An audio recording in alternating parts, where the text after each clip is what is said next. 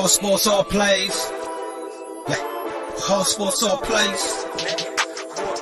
All sports, all plays. 365, we making up plays. You talking the game, get you to the days. We're high in the court, the dime in the lane. Variety topics never the same. All presentation, sports information, hitting the airways, taking the nation. All sport, all plays, they work in your faces. Grace up the field, so tie the laces. All sports, all plays. Network. All sports, all plays. Network. We on top of our game. All sports, all plays. All sports, all plays.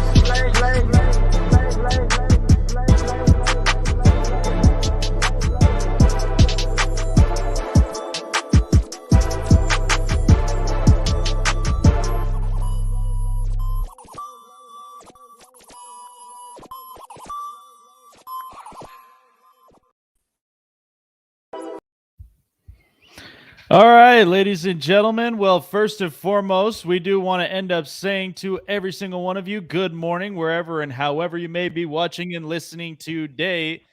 Well, this is kind of unexpected, but we're winging it today.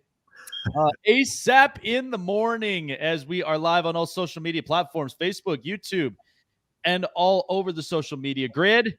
As myself, Jake the Snake Silva, here from the Snake Sports Talk Show up here in the morning with ASAP. And, of course, our very own Greg. What's going on, man? Good morning to you. Hey, good morning, Jake.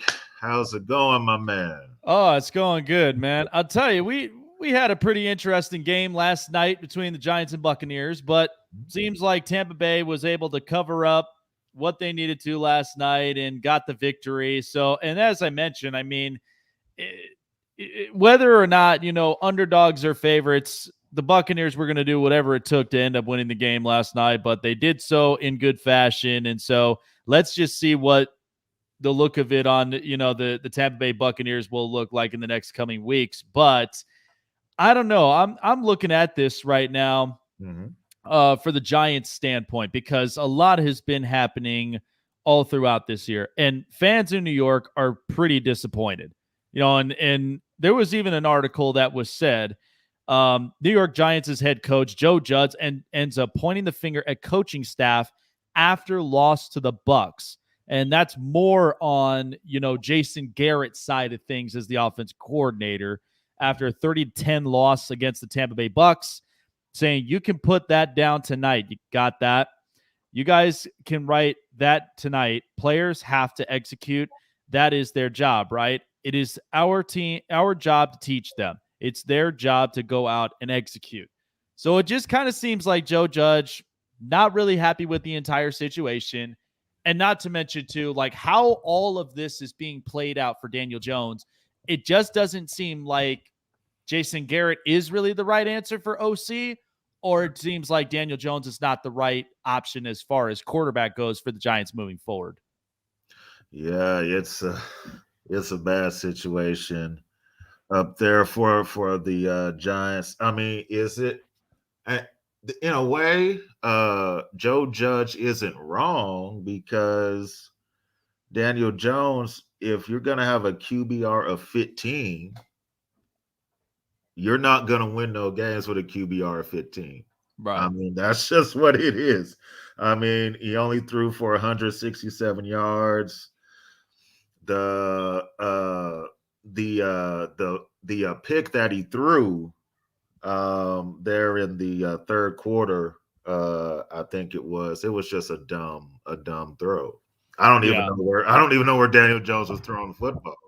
I don't even think he was really finding any one of his targets at all. I mean, yes, 23 of 38, 167 yards, a touchdown and 2 picks, and a quarterback rating of at least 57.7.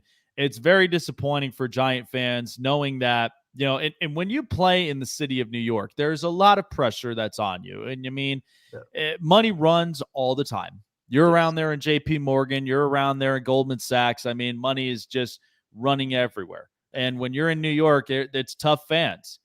Everybody expects success, and so when you look at the Giants moving forward, I don't know. I mean, there have been spurts of Daniel Jones's potential, like at times. I just don't think this is really just the system for him. I just don't think this really fits him. And so I don't know if this is really just the head coach, Joe Judge, or it's the offensive coordinator, Jason Garrett, whoever it may be. I mean, ultimately, we know what Daniel Jones is. We know that he was a guy that struggled to even keeping the football in his hands because of the amount of times he coughed it up, too many fumbles, and then not to mention having too many mistakes. But over time, it seemed like he was learning a little bit on how to be mistake prone, like just mistake free, and be able to lead the Giants to victory. But when it comes to weeks like this, we know what the Tampa Bay Buccaneers are. I mean, when it comes to Tom Brady, it's enough said. But ultimately, when it's the Giants, you know where your position is in the NFC East. And you got Washington, who comes off a big win. Philadelphia comes off a big win. And Dallas, embarrassing loss against Kansas City. So there's a bunch of opportunities for the Giants to really kind of kick themselves back into this division. But I just don't think this is really the system that meshes. It's not. I don't see it working. They might have to. It's one or two things. They're either going to have to move on from Daniel Jones, or they got to let Joe Judge go. Yeah. I mean, there's no other way now. Your head coach is pointing the fingers at, Jason Garrett now. The whole situation is just bad. And I know there's this upcoming draft class. There's no franchise quarterbacks in it. So it's like it's like the Giants are stuck. It's like, well, if we get rid of Daniel Jones, well, who are we going to get? Yeah. So they might be stuck with Daniel Jones for at least one more year. Yeah. And it doesn't look like it's a really, really good quarterback draft class. Honestly, when you're looking at college football right now, I mean, Sam Howell, there was times, of Spencer Rattler, but even his stock has dropped down. Then you're also talking about, the kid in Purdue. There's several options, but I don't think I've said this before in my show, was like this past draft was probably the last time we actually had a decent quarterback class. Now we don't even know who's got the biggest upside potential. I mean, Sam Howell, let's be honest, last person that we even sold ourselves very high on was Mitch Trubisky. And so when you're talking about a quarterback in North Carolina, you don't even know what type of potential and specialty he really has. So going through up onto the chats here, Gridiron Yuki, Coach Dante, Mike Hughes, good morning, everybody. Glad to have you all up on here. So Gridiron Yuki asks this: do you think the Giants should focus on defense in the 2022 draft or offense? Well, it's kind of odd because the first pick that they ended up making in the first round was Kadarius Toney. They felt like they needed a wide receiver because let's just be honest with this. They can't trust anybody that's up on this roster. I mean, Sterling Shepard's getting hurt. Darius Slayton's getting hurt. Evan Ingram can't really catch or block at all. And then you have the offensive line where they drafted up Andrew Thomas. He finally comes back from injury reserve, and we don't even know if he's really the best offensive tackle for this team. So there are a bunch of issues. I think solely they need to work more on offense, because if it's becoming the issue, I mean, did you look at the running, like all together, the teams rushing? They were rushed for 66 yards. Saquon Barkley was not the best. He had 6 carries for only 25 yards, averaging at least 4 yards a carry. So it doesn't look like there's much upside right now with Saquon. We know with the injury, we know with all like the setbacks. I think they should work on offense. Defense, If you have the money to do so, you can end up getting some good top free agents out there. I mean, there are going to be some list of names in the 2022 free agency that the Giants could pick up. I mean, I loved the Blake Martinez move. I honestly wished he should never have left Green Bay because he's a ball hog. He's a really good, spying type of linebacker. And then there were a couple of secondary options, but I think offense from the line to the wide receiver core, it just doesn't seem like it's in sync. And honestly, if you're going to get Kadarius Toney, don't you think they should be playing him more often? Yeah. I mean, look, the Giants, they need offense. Yeah. Saquon gets hurt too many times. He's become he's becoming a waste of money. Yeah, he is. And that's hard for some people to be like, what do you mean he's a waste of money? Well, if you're not going to be playing and you're always going to be injured, and then when you are healthy, you're not really a factor, that's becoming a waste of money. Yeah. And Shepard, he's getting hurt too. They need to focus on this offense during the draft. Yeah. If Daniel Jones is going to be your quarterback, you're saying, okay, this is going to be our guy. Give him some weapons. Yeah. Give him some guys that are going to stay healthy for a whole season. Yes. Yeah, So, they have to. And, you know, like, and it's interesting because, you know, they've been coming off of years when they had like their decent wide receiver core that they've had was during the time when they had Dominic Hickson, Victor Cruz, OBJ, and even Mario Manningham. I mean, it was a decent wide receiver core. And the only tight end that I thought was very successful through the span of years, definitely Jeremy Shockey and even Kevin Boss. Yeah, I mean, tight ends has not been really, really good since that time for the Giants. They never really had a rely. That's why they went and got Kyle Rudolph in the first place, because they know that Evan Ingram, if he's not going to be willing to catch and really be a factor when it comes to the offense, then he's got to go. They got to end up getting a trustworthy tight end that's going to be willing to block, but also be someone that can be a threat on the offensive side when everything doesn't seem to be working, when the run game doesn't seem to be working. And it's funny because Saquon is so similar to Miles Sanders because the both of them just get hurt. Not to mention, too, Christian McCaffrey, even though I love him majority of the time when he's playing, but when he's hurt, he becomes a big-time liability. But I do love his pass-catching abilities. I do love the fact that he can be elusive, but if he continues to be injured more often than he does of playing to even leading the Panthers to getting into the playoffs, then that's where you really have to weigh out your money option. And I think Saquon's in the same discussion. You know, and I do love the potential he has. He's a really good runner and he's strong, but majority of the time he's been spending it on injury reserve. And so it's been leaving the whole offense of the Giants like they've got no other options. And so they're picking up running back after running back after running back, and they can't seem to figure out the issue. And neither can they really mix up a whole lot of their offense trying to outsmart opposing defenses because they're just predictable. Exactly.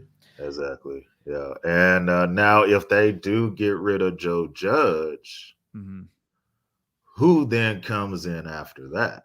That's another thing. Because I know yesterday we were talking about, well, if the Seahawks do the whole rebuild and then Russ decides to leave, does Pete Carroll go with him? Yeah. If that does happen, does Pete Carroll even want the Giant job? Is it a job that somebody is going to actually want or see any type of potential in? Yeah. So. Well, I think I honestly think, like, I made my point that, you know, Russell Wilson will not be a Seattle Seahawk in 2022. Agreed. And I do think that Pete Carroll, to be honest, I mean, he's kind of outdated. It's not the same type of, you know, it's not the same type of fire and juice that we were used to seeing when we saw them in 2012 all the way until we're up at this point now. I mean, it was a young core. It was a young roster. They were building up. They still had some really, really good veterans that was helping out to, at the very least, get the best potential out of all these young kids. But it just doesn't seem like it's the same build. So, I mean, they could try, but at the end of the day, you're going to want something new. I mean, the Chargers have something new. The 49ers at one point wanted something new. That's why they got Kyle Shanahan. And the Rams, they even got, you know, Sean McVay because they needed younger. They felt like this was the trend. I feel like the Giants are in that same boat. They want something that's new, that's younger, and something that's going to, at the very least, get them to bounce back up into the NFC East. Because this is already now the last couple of seasons where it's been disappointing. There really hasn't been any particular moves with them that was shifting where they're the tough team in the NFC. Yeah. Agreed on that. Yeah. So, do we think the Bengals will make it to the playoffs? I do think so. I do think so. And you know, and when I looked at the Cincinnati Bengals, the offensive line was what was scaring me. Because if you could not protect Joe Burrow at all costs after him suffering that season-ending knee injury, which you've seen how his surgery and his therapy went, I was afraid that this line was going to be held liable if he gets hurt again. Mm-hmm. But things have actually moved and shifted to where Cincinnati is looking a lot better than I had anticipated. But I do know what I get with Joe Burrow. I do know what I get with the rest of the offensive core from Joe Mixon and Jamar Chase.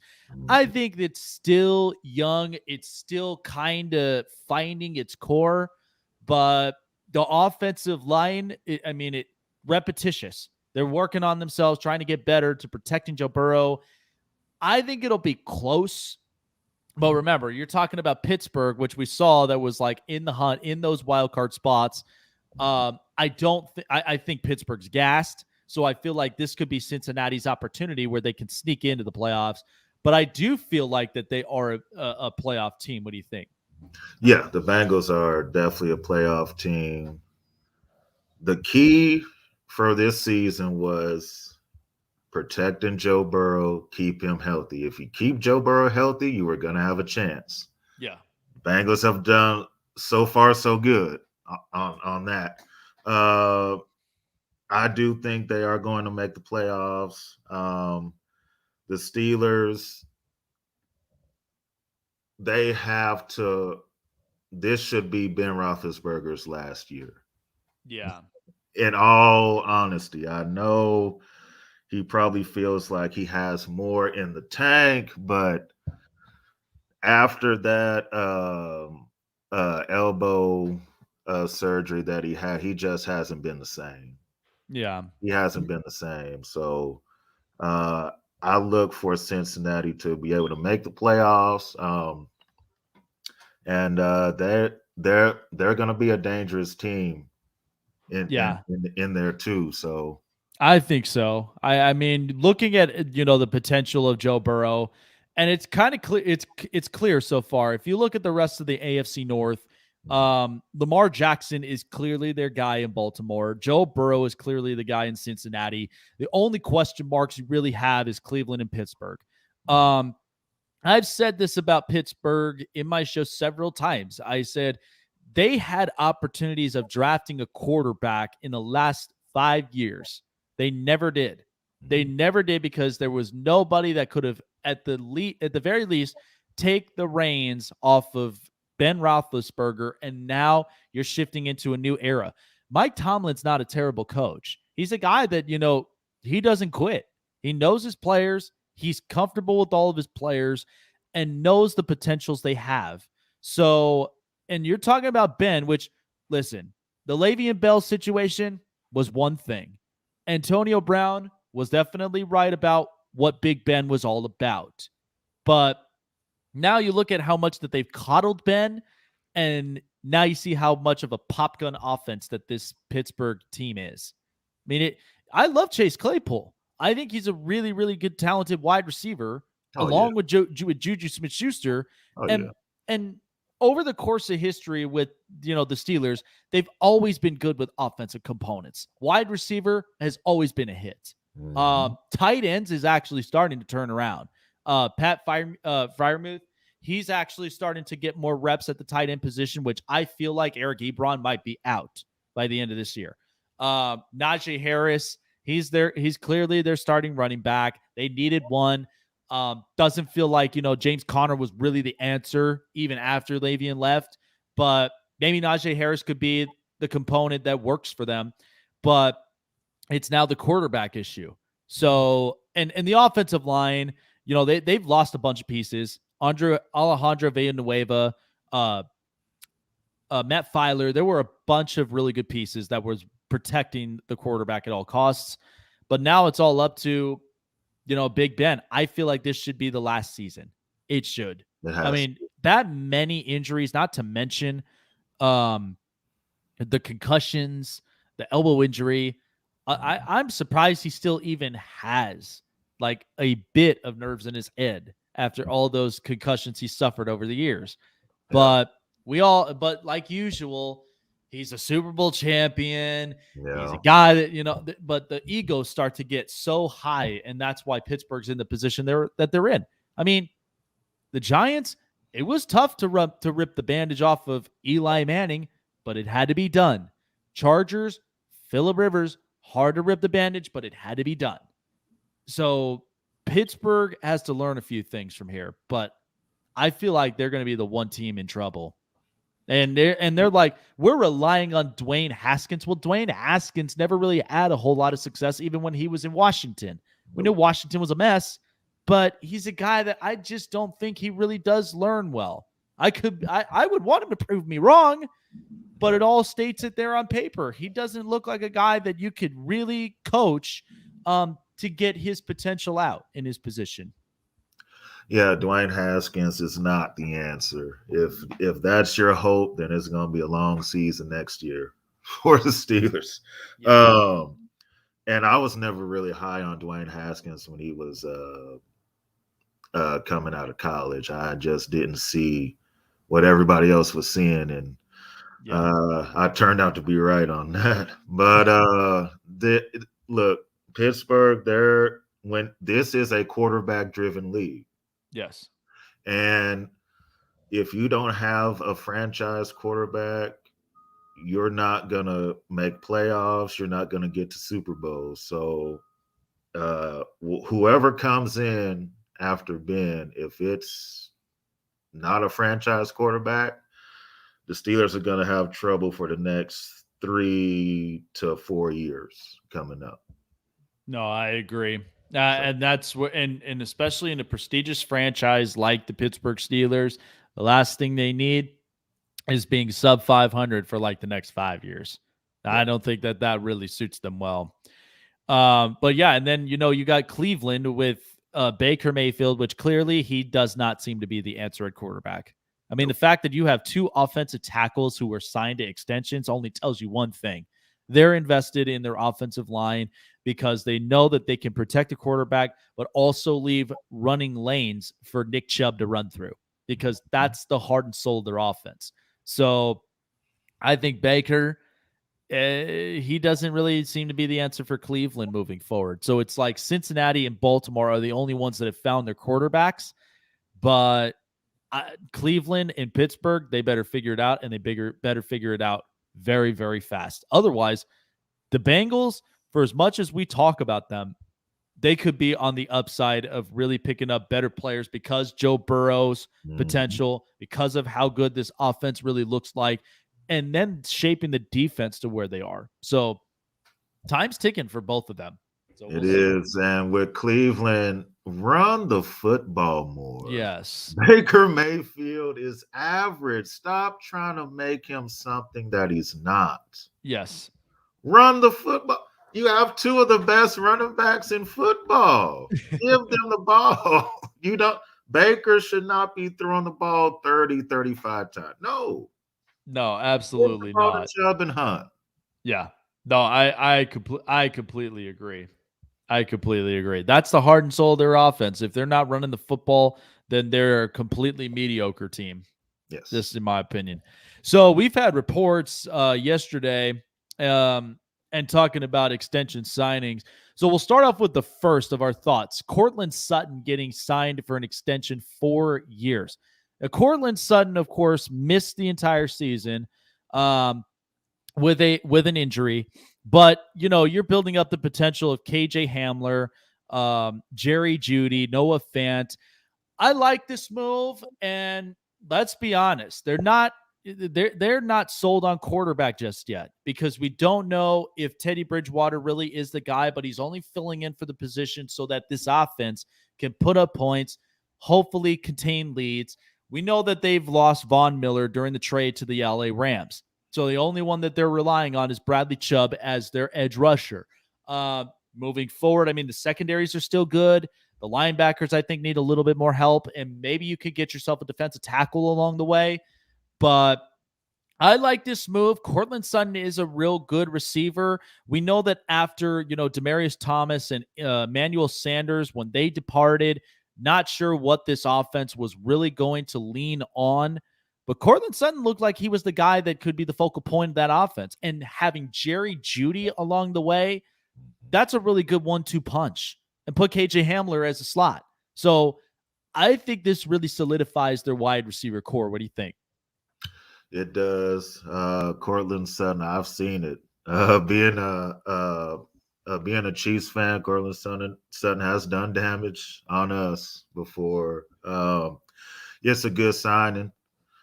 The Broncos, they have the weapons there. It's just, can they get that quarterback? I'm not saying that Teddy Bridgewater is not good, because he is. I'm just saying, in order to where Denver wants to go as far as winning the AFC West and competing for Super Bowls, Teddy Bridgewater is not that guy. If they bring somebody else in, like an Aaron Rodgers or somebody, then the Broncos can compete with the Patrick Mahomes and the Justin Herberts of the world. Because in order to win that division, to win the AFC West, you gotta have a quarterback.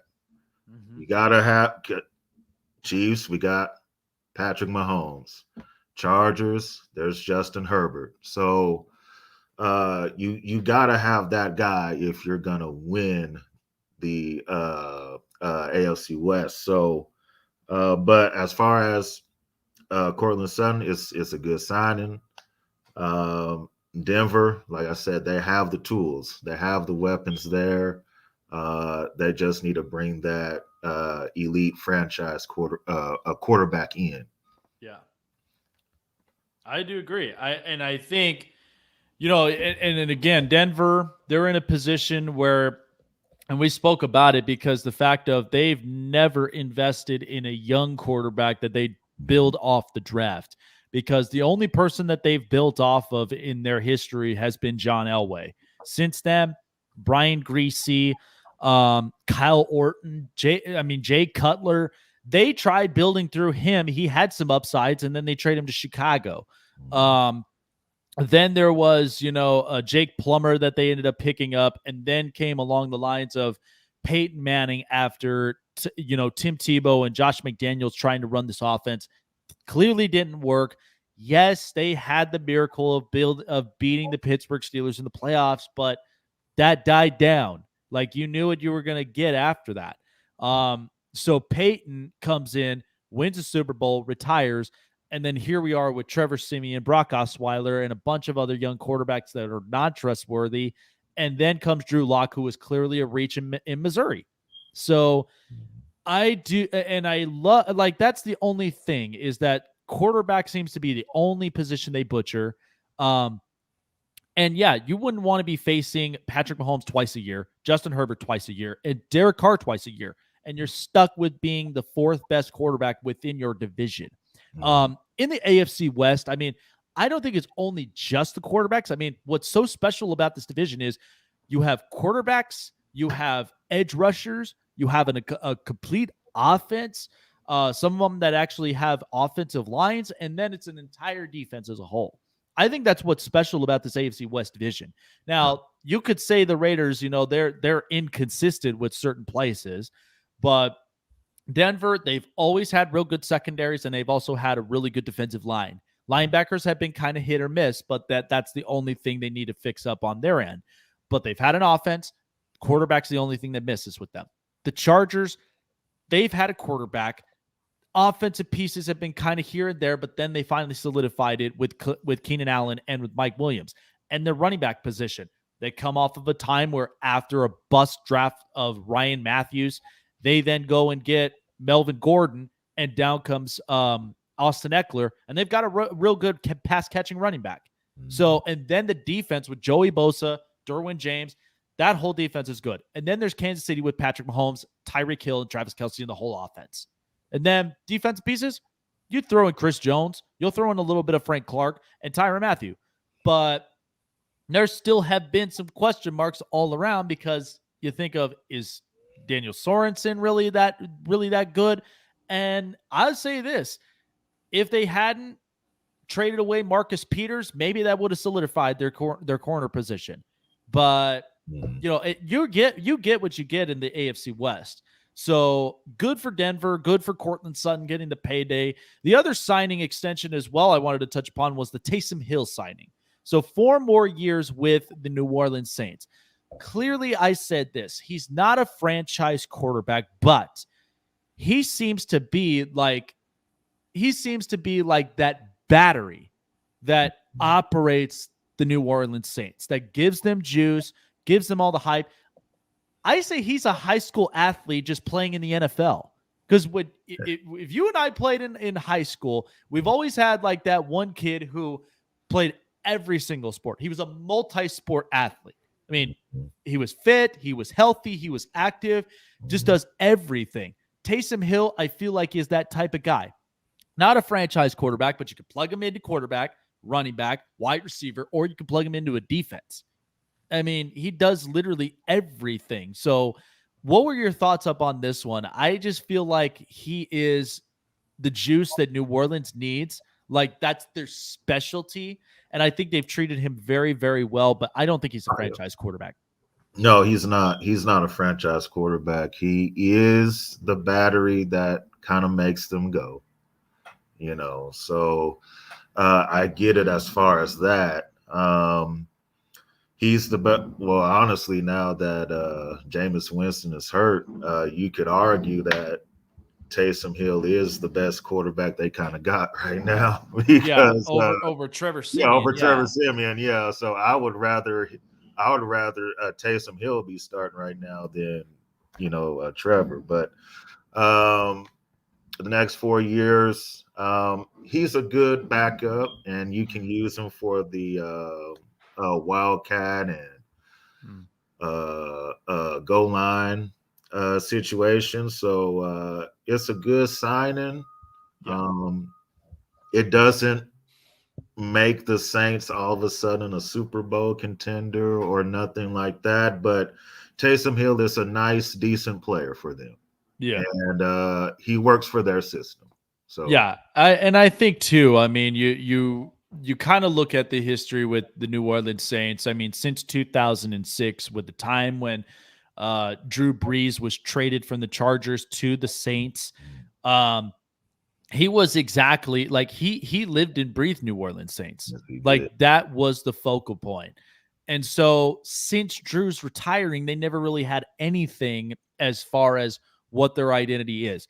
I know the Saints, this was a pullback year for them because Michael Thomas being out, I feel like he's just collecting his money. And there were several injuries that were dealt with on the offense. Alvin Kamara has been out for quite some time. And how this offense really works out. I mean, it's kind of, I'm not saying it's being back to being their irrelevant years, like their irrelevant ways like they were before, but they still have some real good pieces that moves this team. And then the only question I had was, how are they really going to deal with their salary cap issue? Because a lot of players got paid long-term deals. They were paid, like even if it's 1 year, but it's expensive contracts. So I felt like they needed to move pieces around, like Marshawn Lattimore, in some ways Cameron Jordan, but I don't think they would have let him go. So it would have been like they needed to pick apart the defense in order to keep themselves within the threshold. So, but I do think it'll be interesting to see what the Saints do moving forward. But I do like the fact that they feel like Taysom Hill is the important piece for New Orleans that keeps the juice, keeps the hype, at least for the city of New Orleans. I mean, nobody's going to go down over there to New Orleans for, a Pelicans game. I mean, there's two things they live and breathe: Mardi Gras and Saints football. That's the one thing that New Orleans is. Or you could throw in LSU football. Like, that's it. Yeah. That's really all you got. That's it. So do you think the Bills will potentially move to another city if they can't figure out what to do with their stadium situation? I don't think they're going to leave Buffalo. First of all, the Bills, like for years, have always been the heart and soul of the city of Buffalo in upstate New York. Now, people don't really pay attention to them all that much because if you go up to upstate, it's country town. It's a whole entire farmland. I've been in New York 6 times. I've always been like around the city area. So I've actually been on the entire Long Island, like the whole entire peninsula.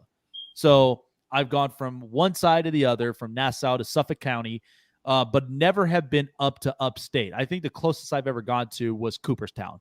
But Buffalo, you think of the years when they had O.J. Simpson.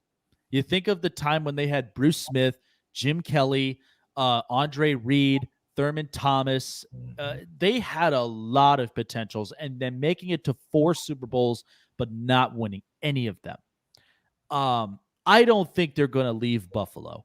Now, as far as their stadium situation goes, that's tough.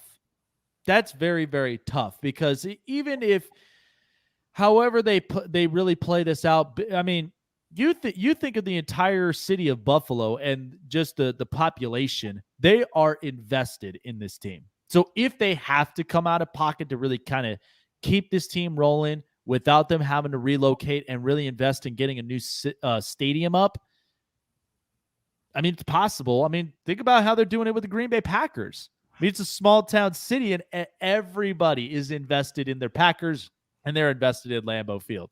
So I don't know about this one. I don't think they'll move out of Buffalo.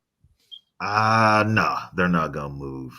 They're not gonna move. I know the rumor going on for a long time was, oh, well, they're gonna move the Bills to Canada. It's like, what? Like, no. Why would you do that? Like, that's just opening the door for London to have a team. Exactly. That's all it is. Exactly. And it's like, oh, it's gonna be the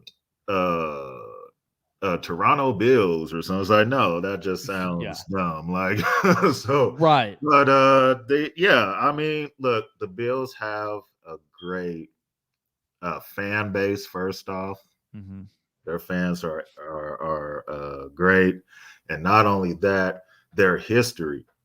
Yes. I believe they're the only franchise to go to the 4 straight Super Bowls. So yeah, they're the only ones. Okay, so I mean, they've and that team, if Scott Norwood would have made the field goal, we look at that a little bit differently than what we do now.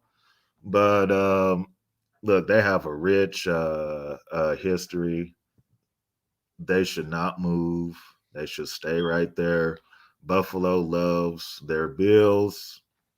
Find a way to keep them there. If you got to renovate the stadium, whatever needs to be done, the Bills should stay right there. Yeah. Right there in Buffalo. Yeah, I agree. I mean, that's the one place that, like, because here's the thing. You move out of Buffalo, you lose an entire fan base. I mean, it's tough to really kind of leave out, and knowing you have a fan base that lives and breathes Bills football. All they want to see is this team at their up high potential. They want them to win a Super Bowl very, very badly with the amount of times and the curse they've had going to it and losing it. And I love Josh Allen. I love Sean McDermott, and I love what this team has done, rebuilding them back up, because it had been years. Yeah. It has been so long since that time in Buffalo where they even had a quarterback. I think the only one after Jim Kelly who really tried to keep the team at its best was Drew Bledsoe. Yeah. That was probably the only one. And then J.P. Lousman, Trent Edwards, Ryan Fitzpatrick. Like, there was nobody that could have fulfilled that quarterback position, and then in comes Josh Allen. Yep. And the rest of the team, it's interesting. But joining us right now here on ASAP in the morning, and of course, he's got very prideful takes as well here on ASAP in the morning, is our good friend Pride. What's going on, man? Look, I was under the impression I was going to be gone for hours.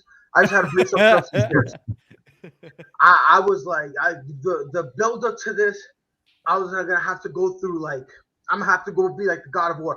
I gotta go find Hades. You feel me? We're gonna find him. It was gonna be a whole. Turns out I just had to help them bring up something upstairs. I ain't gonna complain because it was easy. It was cake. They said thank you. They fed me. I'm fat. You give me food, I'll do whatever. I will swallow somebody. Hey, you know what? You get. Hey, this has always been my rule, and if you need me to help you out, food and beer. That's my only thing. I don't need money. I don't need money. You give me food, and I'm good. Oh man! So we were just kind of on the take, of course, of do we think the Bills will potentially move to another city if they cannot figure out their stadium situation? I don't think they can. I don't think they should.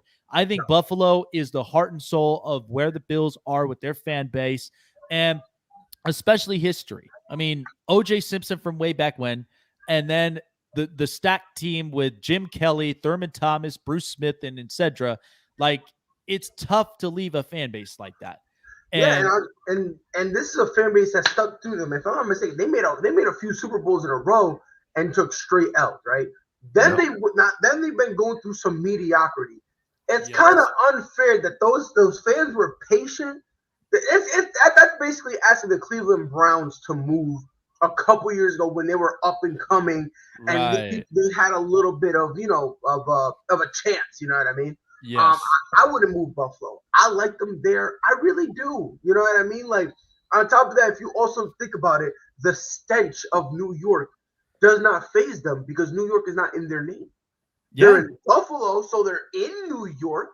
Yeah. But that whole New York stigma, because they call them Buffalo Bills, that New York stigma isn't there. Yeah. So and I've been to New York like 6 times. I got family that live up over there. And honestly, I've been through the whole entire island from Nassau County to Suffolk County. And that's all close into like the city. Like you get Manhattan, you get all like just towns like Times Square.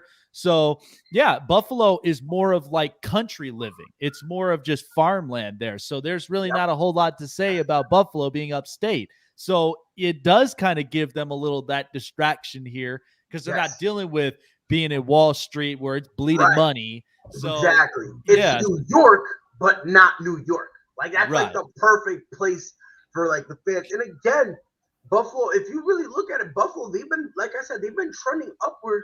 It would suck me personally. I'm not moving them. Yeah. But if you're gonna, if we have to move Buffalo, let's put them in Canada. Let's get some of that. Let's touch some of that. Yeah, no kidding, right? I mean, if the MLB can have the Toronto Blue Jays up there, let's have the. You know what? They've still been trying to push to get the Montreal Expos back in there. And I remember the old times with Larry Walker, with Randy Johnson, with Vladimir Guerrero Sr. God, bring those colors back. I love that stuff. It's fresh. Look, I'll be honest with you. Football, I mean, in Canada, based on like the statistics, they actually watch football. So it's not like, it's not like football is this thing that they don't really partake in. You know what I mean? Like they like football. So if we're gonna move Buffalo, I mean, move them like 45 minutes. Because if I'm not mistaken, Buffalo is basically almost at the border. If I'm not mistaken. They actually are. They're like up on the borders of like kind of going like right up north to Toronto. Right. So yeah. So if you're gonna move them, if you're gonna, I don't know, call them the Toronto Triceratops. I don't know, something like that. I don't know. See, now we're kind of getting affiliation with the Rangers now. But no, I mean, if it's up to me, I would keep Buffalo Bills where they are. Yeah. But if they're gonna go nowhere, I mean, put them up in Toronto because it's not that far. It's a very populated city.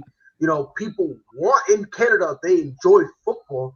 Yeah. You know what I mean? Like I think it was last year, there was like a whole section that was just people from Canada. Like they drove from Canada to watch the game, and it wasn't that far. I think it was only like an hour drive. But the question of it is too, what do you do about the Canadian Football League if you initiate this? Because you got to think about it. You have Saskatchewan, you have you have Winnipeg, you have a bunch of teams up out there in Canada in the Canadian Football League that they're pretty competitive. But if you initiate that, now what does that mean for that league up north? That's going to be pretty, Well, 2 things. First, it means war. That's what it means. Yeah. We're coming, okay? And again, we're not picking them up because we're just moving the Buffalo Bills over there. Right. Canada is a big spot. I mean, it's going to sound messed up, but let's just sequester them into the other half.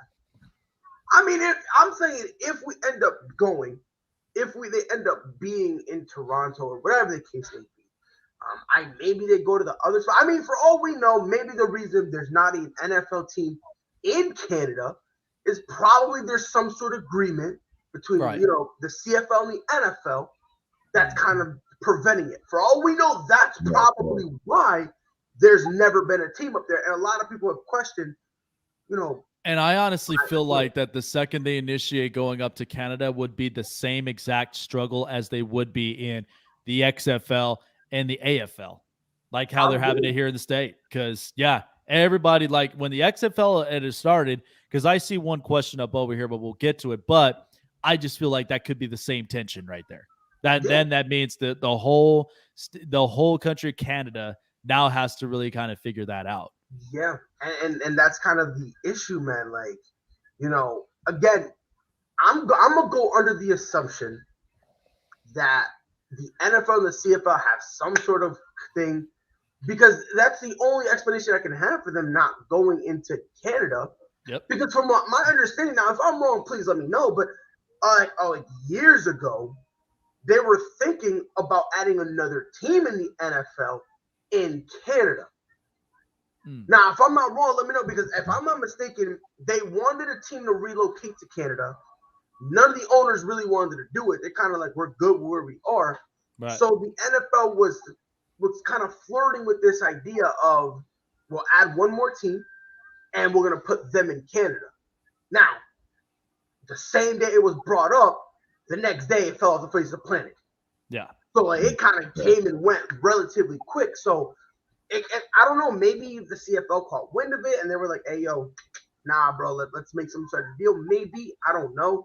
But I don't know. I feel like a football team in Canada, if the Toronto Raptors can survive in Canada, I'm pretty sure we can have an NFL team up there. I'm pretty sure. I mean, hell, you know what's funny is that the Toronto Raptors luckily survived there in Canada because of the fact of Kawhi Leonard was the reason why. Kawhi Leonard he was being the focal point that brought Marc Gasol. That also had Kyle Lowry at his best and Pascal Siakam. Well, in terms of getting the championship, 100%. It was all Kawhi. Oh, yeah. But I've always looked at Canada. Well, no, not Canada, but as the Toronto Raptors as a very good team that will never win. I mean, hell, we had memorable moments with Vince Carter. Vince Carter. Yeah. And that's how I looked at it. I looked at him kind of the same way I looked at the Utah Jazz. Just give the fans something to cheer about. I mean, let's be honest. We had more memorable stuff in Toronto than we did in Vancouver. Like, let's be honest. Vancouver, the only time it was like, what, Mike Bibby? That's it in Vancouver. Like, probably. That's probably like the apex. And no disrespect, but when Mike Bibby's your apex, you're on some hard times. You know what I mean? But I looked at the Raptors the same way I looked at the Jazz. Just win, make the playoffs, win a series or two, give your fans something to cheer about, just be relevant. That's it. You know what I mean? You don't have, because Utah Jazz has never won a ring. Nope. But people don't say they're a horrible franchise. Think about the groups though that Utah has had. I mean, they come off of John Stockton and Karl Malone, then they come off of Darren Williams and Carlos Boozer and Andre Kirilenko, and then here we are with Donovan Mitchell and all them. You mentioned Darren Williams. I just have to say one thing. How on God's green earth do you just wake up one day and decide to just be bad at basketball? Like, Darren Williams one day woke up, got out of bed, looked in the mirror, and was like, "This is it. This is D-Day. This is the game. This is the master plan. It begins now." And all of a sudden, the guy just was like dog water, and I'm fell off the face of this earth. I fell. Hey, you know what? I guess you know what, that kind of explains a little bit more about how basketball is in Brooklyn. Because the second you go to Brooklyn, you were.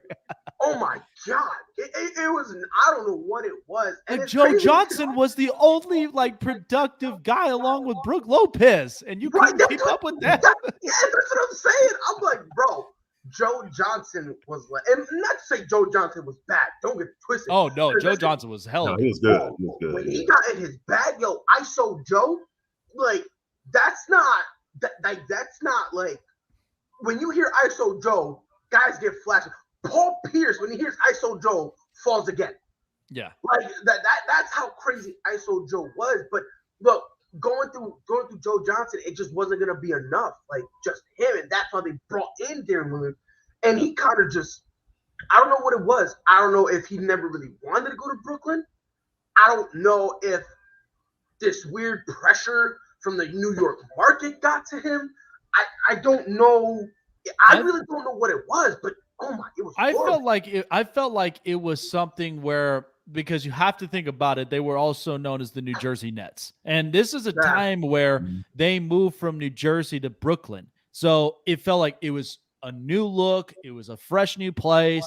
That was where, Deron Williams kind of got bought into the idea where I'm going to be on a new team. They're going to be in a new place in New York City, and so that's what I felt like was the whole thing. I mean, let's be honest, New Jersey was hella fun to watch, especially when you had Jason Kidd at his prime, and you even had the times of Vince Carter there too. Right. And so Kenyon Martin. I mean, it was fun to watch, but by the way, I'm starting to read the chat. Yo, Coach, I'm not ignoring you. I swear to God, I just looked at it.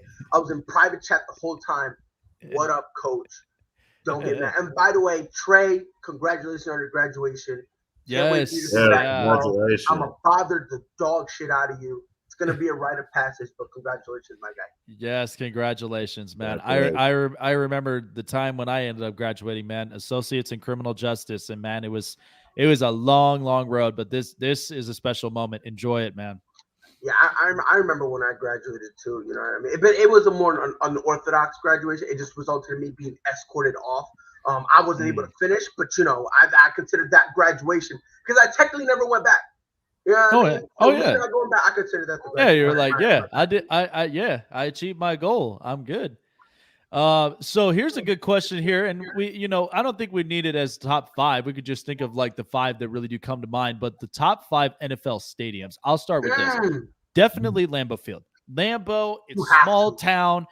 Yeah. Everybody that attends there that's the whole population of Green Bay. That's the thing, and that's the thing. If you just this is why I put Lambeau has to be in my top 5. Yeah. If you just look at the stadium, you would assume that they're in New York City or LA or a very highly populated area. Like you said, if you want to rob a house in Green Bay, do it on a Sunday when everyone's at Lambeau because and it's deserted. 100% has to be in there. Let me throw out another name: Seattle. Really? Yeah. CenturyLink Field. Really? I mean, I'm asking, do you think they could be top 5? Because I feel like if you can have your stadium and your fans literally be called the 12th man, you need to at least be in the conversation. Let's ask, when did 12th man come out? When did that first emerge?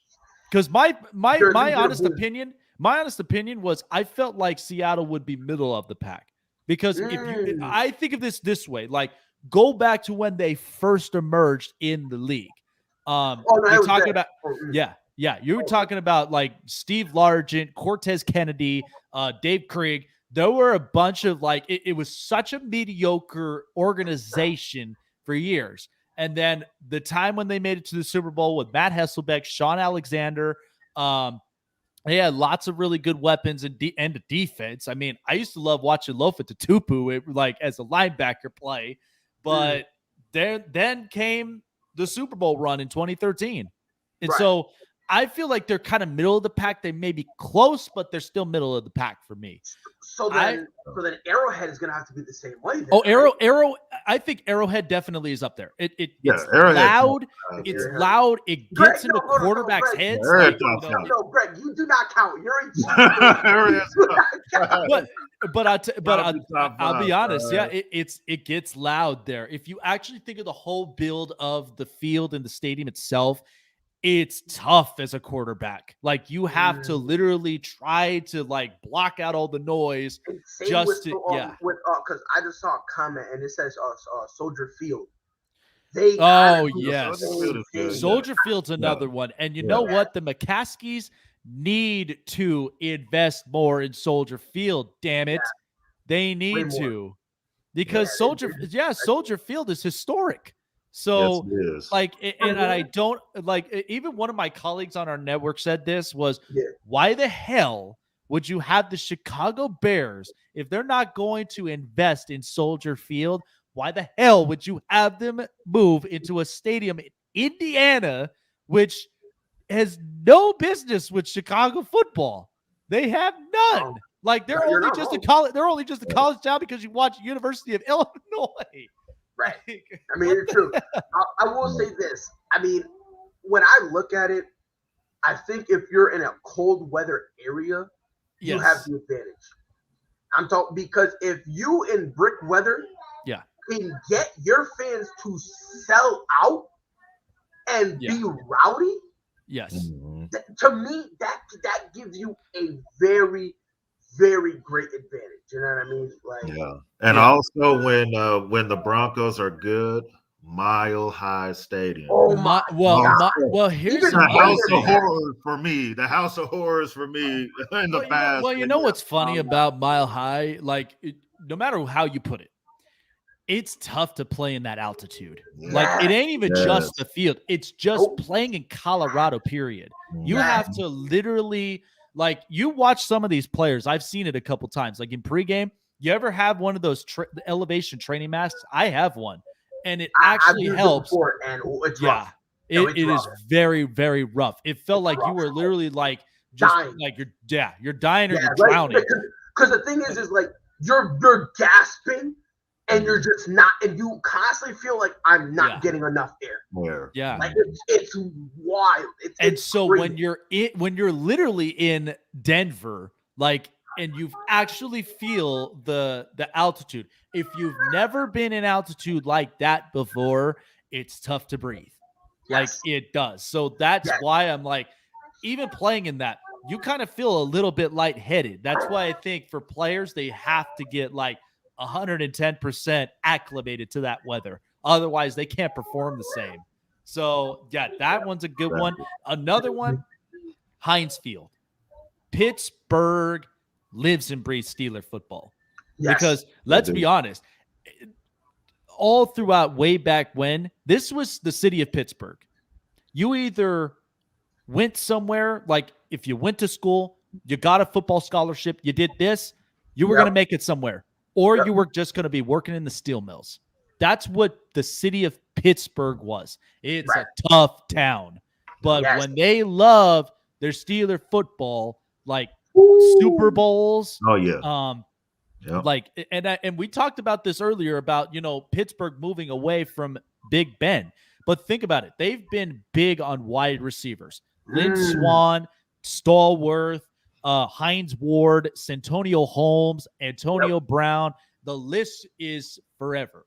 They've been great on offensive weapons, and quarterbacks had only been Terry Bradshaw. You probably could throw in Cordell Stewart a little bit in that, and then Big Ben. Yep, that's true. Another stadium that's low-key slept on, Lucas Oil, the Colts Stadium.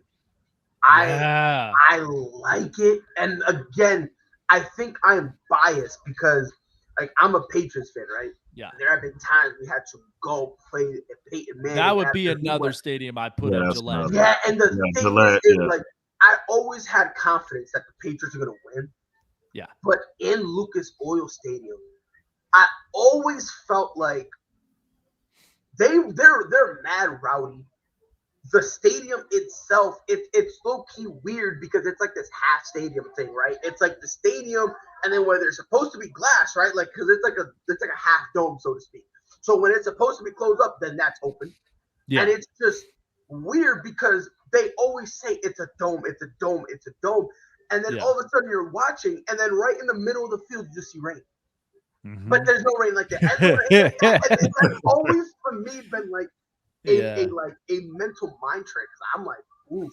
It is. And it's funny because, like Lucas Oil, I actually kind of agree with you there on that. Like, and Gillette Stadium, what I find so similarly, I find it similarly to Soldier because you're out there in the East Coast, you're dealing with nor'easters every year. Mm-hmm. But when it does snow and when it gets cold, that's tough to play in. I could sit and say Buffalo, but they change stadiums. But at the same time, the cold is always the same. And watching games up on that, even the Tennessee game, like when I watched I think it was New England against Tennessee, when Tennessee had the Houston Oilers throwbacks that one year. God, that snow, holy hell. I could almost say, too, Philadelphia, because even in that weather getting cold, like, Oh, it's tough. And here's the funny thing. Someone asked, too, like, do you think the Chargers should move back to San Diego since there will be a new stadium in San Diego? I'd answer this. They should. But first, as a diehard fan since I was 7 years old, and I had a rant about this, Dean Spanos, sell the damn team. Sell the team. Because since this team has been in the league in 1960, we haven't done jack shit. We only have one AFC championship title. We went to one Super Bowl. That is it. The last time we even got close to an AFC championship game was 2007 when Phillip Rivers tore his ACL in the middle of the game and made it close enough against an undefeated Patriots team. And what made me a Patriot hater, and I hate to say this, Pride, was the year they went 14-2 when LT was at his best. We felt like we had a loaded roster. And we had the late, great Marty Schottenheimer who was getting us there, and then all of a sudden we fire him after a year. People ask me this question, I have no answer. It was the dumbest move ever. Yeah. I mean, again, like, I don't care who you have on your roster. Yeah. You go 14-2. Yeah. You're not making any moves. Because what that tells me is you have everything there. You just, there was just a couple breaks that didn't go your way. Yeah. Yeah. If you go 14-2, that's what that tells me. You had a few, and if you watch the Chargers play, that's really all it was. It was just a couple plays here and there that ended up biting them in the ass later down the road. That's all it really was. It did. And if it was a shootout, it was that one penalty in the third quarter that put that man, instead of leaving them in field goal range, they had a punt and they lose by 2. Yes. Like that was the type of, stuff. Not to mention the potential fight, man. Like that when it came to Sean Merriman after the end of the game, I remembered that too because of how pissed off the team was. But that should have been juice to getting them the next year. And it sucks because then we just moved from Marty Schottenheimer to Norv Turner. And the fact of the matter is like I say this, Charger fans like myself deserve better than this shit. Like we deserve better than this. This is why I said we are the Philadelphia Eagles of the AFC West because we are waiting for ours. When Eagle fans won their first Super Bowl, like that was bittersweet for them. It was chaotic. They went to 2 Super Bowls, lost it the first time against New England, and then the second time they finally beat them. Yep. And it was bittersweet. And they were then known as they're no longer the losers in their own division. Now the whole division's won a Super Bowl. Yep. Us were the oddballs. Like we're the adopted child that nobody wants to adopt. That's how we feel like in the league. Because the fact that we moved from San Diego to Los Angeles in a town, nobody wants the Chargers there. So now it's like, what are you doing, Dean? And the Chargers don't have no true home games. You look at their home games, the visiting team dominates. Yes, they do. They have more fans. And yeah, it's kind of sad. I mean, as Chiefs fans, we kind of have little jokes with Chargers fans. Like, well, you guys can't even sell out your own stadium and things like that. But in a way, it's funny. But in a way, it's kind of like you do feel kind of bad because it's like I know there are some like diehard, Charger fans that really love their team and. Because honestly, we've been so snake bitten. Like our missing rings year was the time we had Dan Fouts, Kellen Winslow, Charlie Joyner, and that Air Coryell offense. Yeah. And the second Kellen Winslow gets hurt, like that was it. We couldn't even go any further than that. Then we go into the Super Bowl and get our asses handed to by Steve Young and the rest of that 49ers team. And yeah. And we've had so much potential, but every time we're such a laughing stock because we hype up so much and then we underachieve. Like I said, this past Sunday when they beat the Pittsburgh Steelers, I felt like I had gray hairs because how do you lose a 17-point lead and have them come back? This is a pop gun shot offense. Like, why? So, and that's the part where I'm like, Dean, if this is going to be like this, then sell the team because the only fear I have, Keenan Allen's not going to be healthy. He wants to leave. Joey Bosa wants to leave. They trade away Justin Herbert.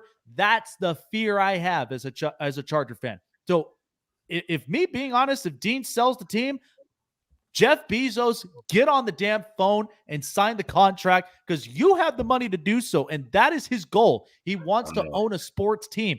I'd be fine with Jeff Bezos being my owner because he's not afraid to spend money. That's perfect because we have Tom Telesco, who is a hell of a general manager.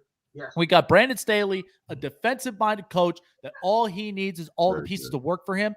And Justin Herbert's in a rookie contract. The last thing you want to do is waste your time before it's payday time. Yeah. Exactly. So, and on top of that, like you said, the organization in and of itself is not stupid. No. You know what I mean? Like, it's just, a couple things that they do wrong here and there. Hold on. Give me 1 second. Yeah, and just like you guys said, look, the Chargers have their franchise quarterback. Justin Herbert is their franchise quarterback. So they have the team that can win now. We'll see what they do against the Chiefs here in 3 weeks' time. If they'll be able to beat them for the second time and pull off and win the AFC West. But it's going to be interesting. And like I said, I do kind of feel bad for Charger fans that they have a ownership that doesn't Dean Spanos seems like he doesn't really care either way. If the Chargers do good, great, makes him look good. If they, don't do good, then, Dean Spanos still makes his money. But it is kind of sad that, the Chargers have to come and they have to share a stadium with the Rams. And, they have to share that stadium. And then when you have the home games, like I said, it's more, more of the visiting fans there than, actual Charger fans. So. Yeah, it really, really is. That's why I'm just like, I just get sick and tired of just seeing this disappointment because honestly, this team should have already won a Super Bowl by now. They should have, and that's where it's like, at what point is this going to happen? Like I said this, like the Chargers' biggest weakness has always been offensive line because Drew Brees suffered a shoulder injury. That was not all Drew. Nobody was executing their role on offensive line. No. Phillip Rivers with a torn ACL, not his fault. Nobody executed on offensive line. Now Justin Herbert comes in, and now they wanted to invest in offensive line for the first time in 30 to 40 years. Well, I'll be honest. I'll be honest with you, and I'm in the minority when I say this, and a lot of people get mad at me, but I'm telling you right now. Justin Herbert, at the end of his career, is going to be light years ahead of Phillip Rivers to the point that people are going to forget who Phillip Rivers even is. Yeah. Agreed. Shut up, Damian. No, they should not. He does this to me all the time. He does this to me all the time. Freaking demented Damian. But I will say this. Justin Herbert is on track to potentially rival Drew Brees. Let that sink in. He has that type of potential. So I get why they're investing in it now. Problem is, if they could have done it now and before, and maybe even had a Super Bowl ring to talk about. You know what I mean? Like, because that one ring makes you look different. Like you were talking about earlier, Jake. The Eagles won a ring. Yep. And once they won a ring, they're no longer looked at as underdogs. Yep. If you need any proof of that, go look at the standard that they're holding Jalen Hurts and this entire, not even just Jalen Hurts, this entire team. Yeah. To the point that they're actually expected to win, to make the wild card game. Yeah. Yeah. And this team is technically rebuilding. Yeah. And the standard they're being held to because of that one Super Bowl that they won in recent history. That kind of put pressure on them. And let me tell you, with the reason why that their offense even looks exactly like that is because you have a former Chargers offensive coordinator, Shane Steichen. And here's what's funny with Justin Herbert. Yeah, and here's what's funny about this. This is why I cringed the second they got Joe Lombardi as an offensive coordinator, because you're coming off of a year where Shane Steichen made this the 8th best offense in the league. Yes. And Joe Lombardi with New Orleans, they were 21st. I cringed about that because I'm like, we better not be playing like New Orleans, because if we are, then we're never, ever going to be scoring more than 30 points a game. And here's especially with Justin Herbert's arm. Right, and here's the thing: when they got him, the excuse for him was that at the time, Drew Brees' arm was shot, and a lot of the plays they wanted to run, those downfield shots, they really couldn't do. That kind of was, I don't want to say an excuse, but that kind of was the reasoning that they kind of had spit out. So, to give him a chance, but. Hey, look, man. I'll be honest with y'all. Dre, the team that could have won the Super Bowl was the 2006 14-2 Chargers. That should have been the team, because LT was doing something no other running back has ever done, ever, and having 31 rushing touchdowns in a single season. Like that was you'll never see that again. That was the greatest playoff win by Brady. Dude, I hyped over that. Like I'll tell you, Dre, this was our roster. Phillip Rivers, LaDainian Tomlinson, Michael Turner, Darren Sproles, Lorenzo Neal, Eric Parker, Vincent Jackson, Sean Phillips, Sean Merriman, Antoine Kaysen, Quentin Jammer, Drayton Florence. I could go on for days, even Jamal Williams. And looking at this, right? Just looking at this, week 1, Oakland Raiders shutout 27-0. Week 2, the Titans 40-7. Then they had their bye week. Then they beat the 2 games that they lost was right after the bye week against Baltimore. 16-13. And like I said, that really, and then after that in week 7, 30-27 against the Chiefs. So like I said, the 2 losses they had really came down to a couple plays that they kind of shot themselves in the foot, that instead of kicking a field goal, they had to punt. And then if you look at the they lost in the divisional round to the Patriots. Guess what the score was? 24-21. Every single game they lost by 3. Literally every single game they lost that year by 3, which tells me it really came down to one of 2 plays that either A, they shot themselves in the foot, or B, their offense had, they had a good play and the defense just played great for that one play, or vice versa.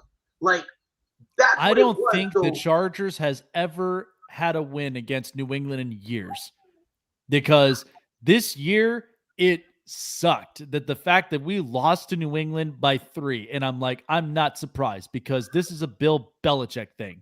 It's a Bill Belichick thing, because we needed a revenge game after last year getting shut out 45-0. I lost my shit in that game. because I was like, dude, you have got to be kidding me. And that was with an Anthony Lynn head coaching job.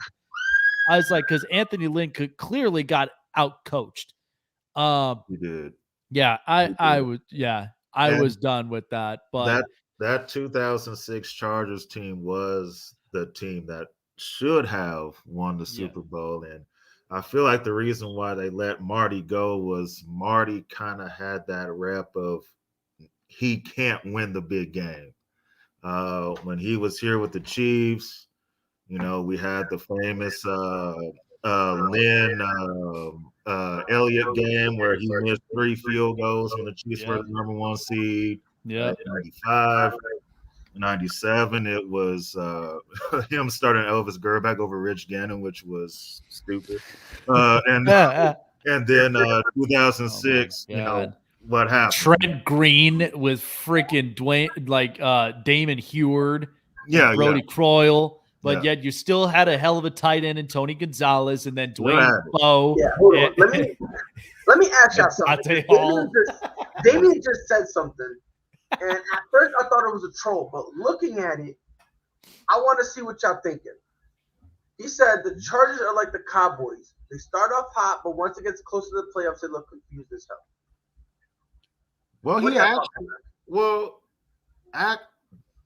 Okay. He kind of.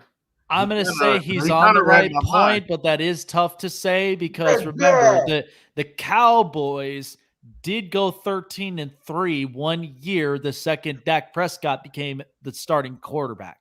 All right. Like it's tough to say that because the Cowboys are in their own world. The Cowboys are all up in their own world. Now they do this all the time because first of all, they ain't never been in a Super Bowl since '95. And so they really haven't, and we were a year before them actually showing up into it. But here's the thing, though, you can't compare us to any other team at all, especially when it comes to the Cowboys. The difference between the Chargers and Cowboys, they already have Super Bowls. We don't. You can't compare us to Super Bowl champion teams. You can't compare it. Here's the thing. You will never compare us to the Detroit Lions. I never want to hear anybody say that because the Detroit Lions have always been a shot organization that they never really got the quarterback right. I think the only successful ones was Scott Mitchell and Charlie Batch. And then you tried with a former Oregon quarterback, Joey Harrington, and that didn't end up working out for you. And so it's the Chargers kind of have that rep of, they're the Cowboys of the AFC as far as when it's playoff time, they end up failing. But but here's where I have to give a little bit of pushback, right? Because for the last 20-something years, the Cowboys have made a how do you say it? They've made a habitual habit of just not wanting to be successful in the playoffs. Yep. Yeah. Agreed. I don't know what it is. It's almost as if all of a sudden everyone, because this is the same thing every single year. It's a vicious cycle. Yeah. Come preseason, they're elite. They know they have the best quarterback. They got the best running back. They got the best wide receivers. All this stuff. Regular season, they win some games. See, told you they're elite. Then they start losing some critical games. Doesn't matter. We're still here. We're still gonna win. Then it goes, and it's just a vicious cycle, man. So no, Gridiron, no, you're not gonna do us like that. The Chargers are the AFC version of the Falcons because we all know they blow leads sometimes. 90% of the time, I disagree with you. 90% of the time. No, dude. Last year there had been a lot. Here's the thing. The reason it's not even blowing leads. It's losing games so close. That's why we fired Anthony Lynn for that reason. And because of the fact of he cannot coach. He cannot go. His decisions on coaching is so excruciating. It's like watching someone hump a fucking doorknob, dude. Like, oh my God. It's like I couldn't, man. Like, so I hopped on for something. One thing real quick. I make fun of Chargers for a lot of reasons, but I do have to say something that Jake brought up that I'm actually going to pick on the Detroit Lions this time. At least the Chargers have had a couple of playoff wins since the year of 2000. Detroit Lions, they had one since 1957. Yep. And they've made the playoffs 6 times. Mm-hmm. And that was the 1991 year when they beat the Dallas Cowboys. Mm-hmm. That's right. Dallas they made the come on now. Do better. Do better, Dallas. But no, yeah. Dallas is elite. Come on, bro. Do better. Yeah, come on. Oh my God. And then Damien wants to say the Chargers are the Lions. Get out of here, Damien. No, they are not. They're not. Here's the funny thing. We've never wasted so much of our talent. Our talent had either stayed with us or, that's it. No, they're not the same. Okay, this is where I'm going to throw some logic right now with Gridiron. Okay, let's talk about the Atlanta Falcons for a second because the only thing the Falcons made it to like 2 Super Bowls, and I get it. They have more Super Bowl appearances than the Chargers do, but the only thing that was similar is that they had a mediocre quarterback in Chris Chandler, who was up in the Super Bowl against Denver, and we had Stan Humphries against San Francisco. I get it. That's maybe the only thing. But the Falcons over the years, they never had a whole lot of star players. They never had. The only ones they had was Deion Sanders, Andre Rison, Matt Ryan, Roddy White, Julio Jones. If we're gonna be honest, Roddy White, look. Dude, you want to go back to the Michael Vick and Algie Crumpler? Oh my God, Algie Crumpler was a hell of a tight end as well. It was. But look, I understand the comparison because they are kind of similar. They are kind of, you know what I mean? Yeah. I'm not going to full blown and say because I'll be honest with you, I think the Falcons are worse. Because me personally, I'd rather not make the Super Bowl than blow a 23 lead. That's just me. Because here's the thing, and the reason that I say this is because look at just the entire city of Atlanta.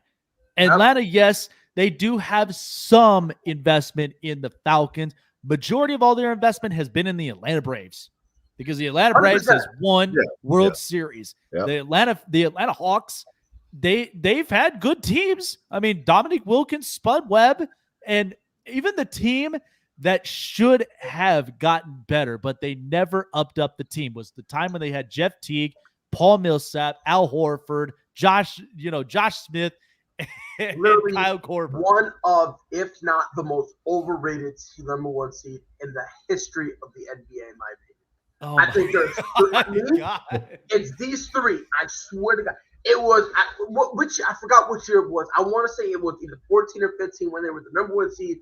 And everyone, there were people trying to hype them up. I think it was 14. Yeah, it definitely wasn't 13. Yeah, and we're like, no, it was 13. But everyone was hyping them up. And I'm like, bro, first of all, Miami Heat is going to destroy this team, right? And they did. So it was what? They're still considered Atlanta. They still play it. What? The Braves don't even play in Atlanta anymore? What the hell? They do, don't? Yes, they do. Okay, I was all right. I was trying hell? Look, I was with you, Dre, up until that point. You threw that. Hold on, I want to make sure. Whoa! All right, on a technicality, my guy low-key right. He's low-key right on a technicality. It's like 10 miles out from downtown Atlanta.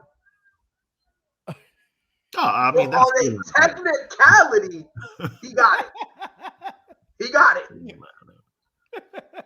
But then it's weird because then they say, hold on. No, you're wrong, my guy. Hold on. Oh, yeah. I've got the information. I'm reading on a wiki. Sue me. This is the exact address. 755 Battery Ave, Southeast, Atlanta, Georgia. So it's over. It's still in Atlanta. The Braves it's still in Atlanta. It's in Southeast. The thing is, I think he looked at the county. He probably did end up looking at the county, yeah. Yeah, because listen, but I just want to throw this out there. Dre, otherwise you would have just called them straight up Georgia Braves. Yeah, but Dre, I'm looking at it right now. They play in Truist Park. Yep, Truist Park. Yep, or Truist. I'm sorry, Truist Park. And look, I'm googling it, and it says Atlanta, Georgia. But hold on, address. I'm buying tickets. I'm buying tickets, my guy. It's the off season, and I'm buying goddamn tickets to prove a point, my guy. I'm prove a point. I'm proving this point. No, like I'm telling you, I just googled it and it said it. He said ATL is in Fulton County. Okay, That's Atlanta. That is Atlanta. Fulton County is Atlanta. I'm pretty sure, if I'm not mistaken, Atlanta is kind of divided into two counties. If I'm wrong, I'm gonna have to ask my brother now because he literally lives in Georgia right now, and I'll be like, what the fuck? I'm not joking. Okay, Truist Park address, and this is real life. Again, I just googled it. Matter of fact, this is no. Share screen. Put my screen on the thing right goddamn now. We're not doing this. All right, that's Atlanta. I'm telling you, yo, Dre, you're gonna make me buy tickets in the off season. Don't sell me, my guy. Don't sell me, my guy. Wow. Yo, and this is what I did. And this is what this is the one I originally saw, right? Like this is what I saw, right? And it says ballpark in Cobb County. If I'm not smoking, because listen, I'm not the smartest guy in the world, but I'm pretty sure that Atlanta is divided into two counties. Yes, it is. Yes, it is. Right? Okay. Yeah. With So Fulton and Cobb County. Fulton and Cobb, yes. Yeah. Okay. So I just wanted to make sure because look, I am not a regular frequenter of Atlanta. Okay. I hate Atlanta with every fiber of my being, and the reason that the hatred to them, one of two things: I was hoping and praying that we would somehow get Freddie Freeman. We didn't get him, so I'm kind of mad about that. And two, I feel like if we handle our business against Houston, we could have beat Atlanta. But whatever, it is what it is. Atlanta, Georgia, I hate you with a fiery passion, and it will never end. But goddamn it. There is one park in my life I will never go to, and it's this one. The only failure that Atlanta really has is the fact that they had a hockey team as the Atlanta Thrashers, and that shit went up to Winnipeg. And look, man, I forgot. Listen, it's funny because I used to make that joke all the time how that was the worst name. And now we got the Cleveland Guardians, and it's like, fam, like don't get me started with the Cleveland Guardians shit, dude. Did the naming department go on vacation? Like, what is going on here? Like, I don't worst name in baseball. Now, okay, look, when you open the door to this one, this is my personal opinion, okay? Because I have said this since the very beginning of the reason that the Redskins name had to be changed, and now that the Cleveland Indians name had to be changed. Mind you, I am like in my family heritage, we're Mexican Aztec, but my grandmother does have the whole mapping of all of the tribes, every single one of the Indian tribes from nationwide. And hold on real quick, Jake, one question. Yeah. So Dre said, ask anybody that lives in Atlanta if the Braves play in Atlanta. Sam, are you? Hold on. Yo, Dre, do me a favor. I need to blast the address? I just want to say one thing. Dre, let me ask you a question, bro. If you want to send a package to the stadium, what address are you going to put on it? That one just Battery Ave, Southeast Atlanta, Georgia. Yep. I don't care what some guy named Jared who works 9 to 5 and watches baseball on television. I don't care what he tells me when he plays. I don't care what he tells me, Dre. You're gonna make me rip my shirt, Dre. You're gonna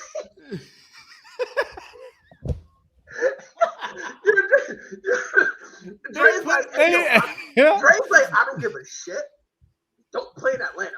Then why the hell are the Dallas Cowboys Dallas Cowboys if they play in Arlington? Arlington, is that? Because Arlington Cowboys doesn't sound nice, all right? It sounds horrible. Like Arlington, like, dude, like if you gotta take a deep breath and like say your name, you're goofing up right now. That's why fans get pissed. Or you probably should have moved him to Austin, Texas. Then. Yeah, I mean the Austin Cowboys. I wouldn't even be mad about that. Nah, but yeah, no, I'm gonna tell you right now. Hold on, but real quick about this Cleveland Guardians thing. When they had Cleveland Indians, I had no problem with the name. Neither did I. We never even cared about the name. Logo that I thought they should have changed. That was me. That's because like when they showed like the red face of the Chief Wahoo. When they did the red face, because I'm like, if they're gonna change the Washington Redskins, and again, not saying that in the disrespectful way, I'm just saying that was the name of the team. When you change it from that to the Washington football team, if they say Washington or not Washington, the Cleveland Indians, my thing was they should have changed it. They should have researched what kind of Indians populated Cleveland, all those years ago. And then if you want to roll with the whole Cleveland Indians thing, then make a logo, based or inspired off one of the Indians that used to populate that area at the time. Like for instance, if they took the Washington football team's former pitcher, which just was a former logo, was just a Native American. It was a legit Native American. If they had done that, I think they would have been fine.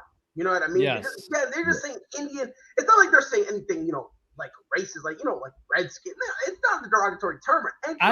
I had somebody literally give me an entire breakdown of why you don't call them Indians, why you don't call them Redskins, why you don't call first of all, we in 1910s, all right, we never had a spark in our head as far as us being racist towards Native Americans. Honestly. And they were telling us there was a point of saying when we first conquered, the U.S. from way back when during the Christopher Columbus years, or wait, yeah. Put a trace comment. God damn.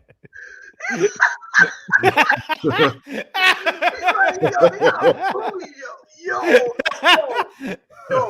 Dre, you made me look at this from a whole nother perspective. Because at first I was like, you know what, they should change the name. But yo, you're right. They got bullied. Film. Yo, I can't.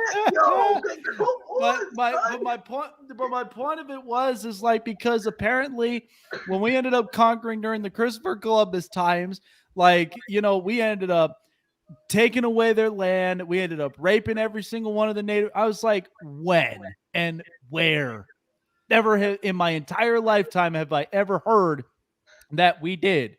And if we did, then you know what? That's ancestry. Okay? I can't apologize for it because I was never born in 19 whenever. I was not.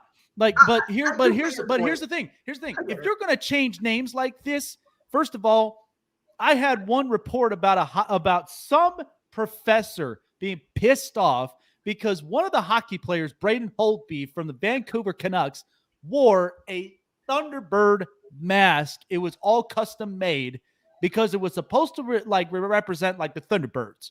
And then all of a sudden he got pissed off and was he's like, this is racist. This is totally uncalled for. They need to change the name. You're really going to get upset over a logo that looks like a freaking orca. So we're racist against water creatures. Really? If you really want to be honest, if you're going to change names, how come we still have the Buccaneers and the Pirates? Yeah. You know what they're infamous for. Mm-hmm. Pirates take away ships and they kill people. Yep.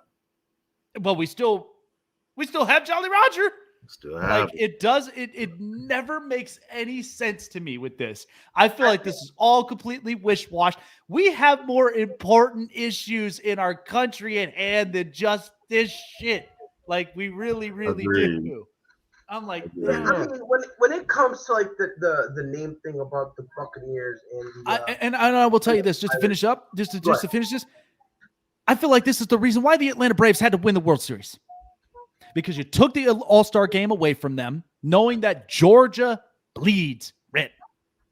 You took it away from them because of political issues, so they were like, fine. Then I understand the league was trying to make a statement. Yeah. But it's like it's just Rob Manfred needs to go. Rob Manfred needs to not be commissioner in baseball at all. I do. I think he's making a mockery of Bud Selig. I really do. Yeah. I mean, listen, I understand you want to make the game better, dude, but here's the thing. You want to know why you're not getting the ratings that you should is because people love football. You are not over football. You're not. That's the problem that I think no matter what MLB baseball, commissioner they have. Yeah, baseball is long and slow. And we're in a caffeinated society where we want everything right now. Yeah, that's true. You order off Uber Eats, it's going to get to you fast. Because I'm hungry and I want my shit right now. Right. Like, that is how it is. And that's the thing. I feel like a lot of the flack that he gets as commissioner. And he's the only guy defending the Houston Astros. And I've always called them the Houston Asterisks. I'm defending them. I defend them too. I defend them. And the only reason I defend them, well, not really defend them, more along the lines of I'm in the camp where we got to stop holding it against them.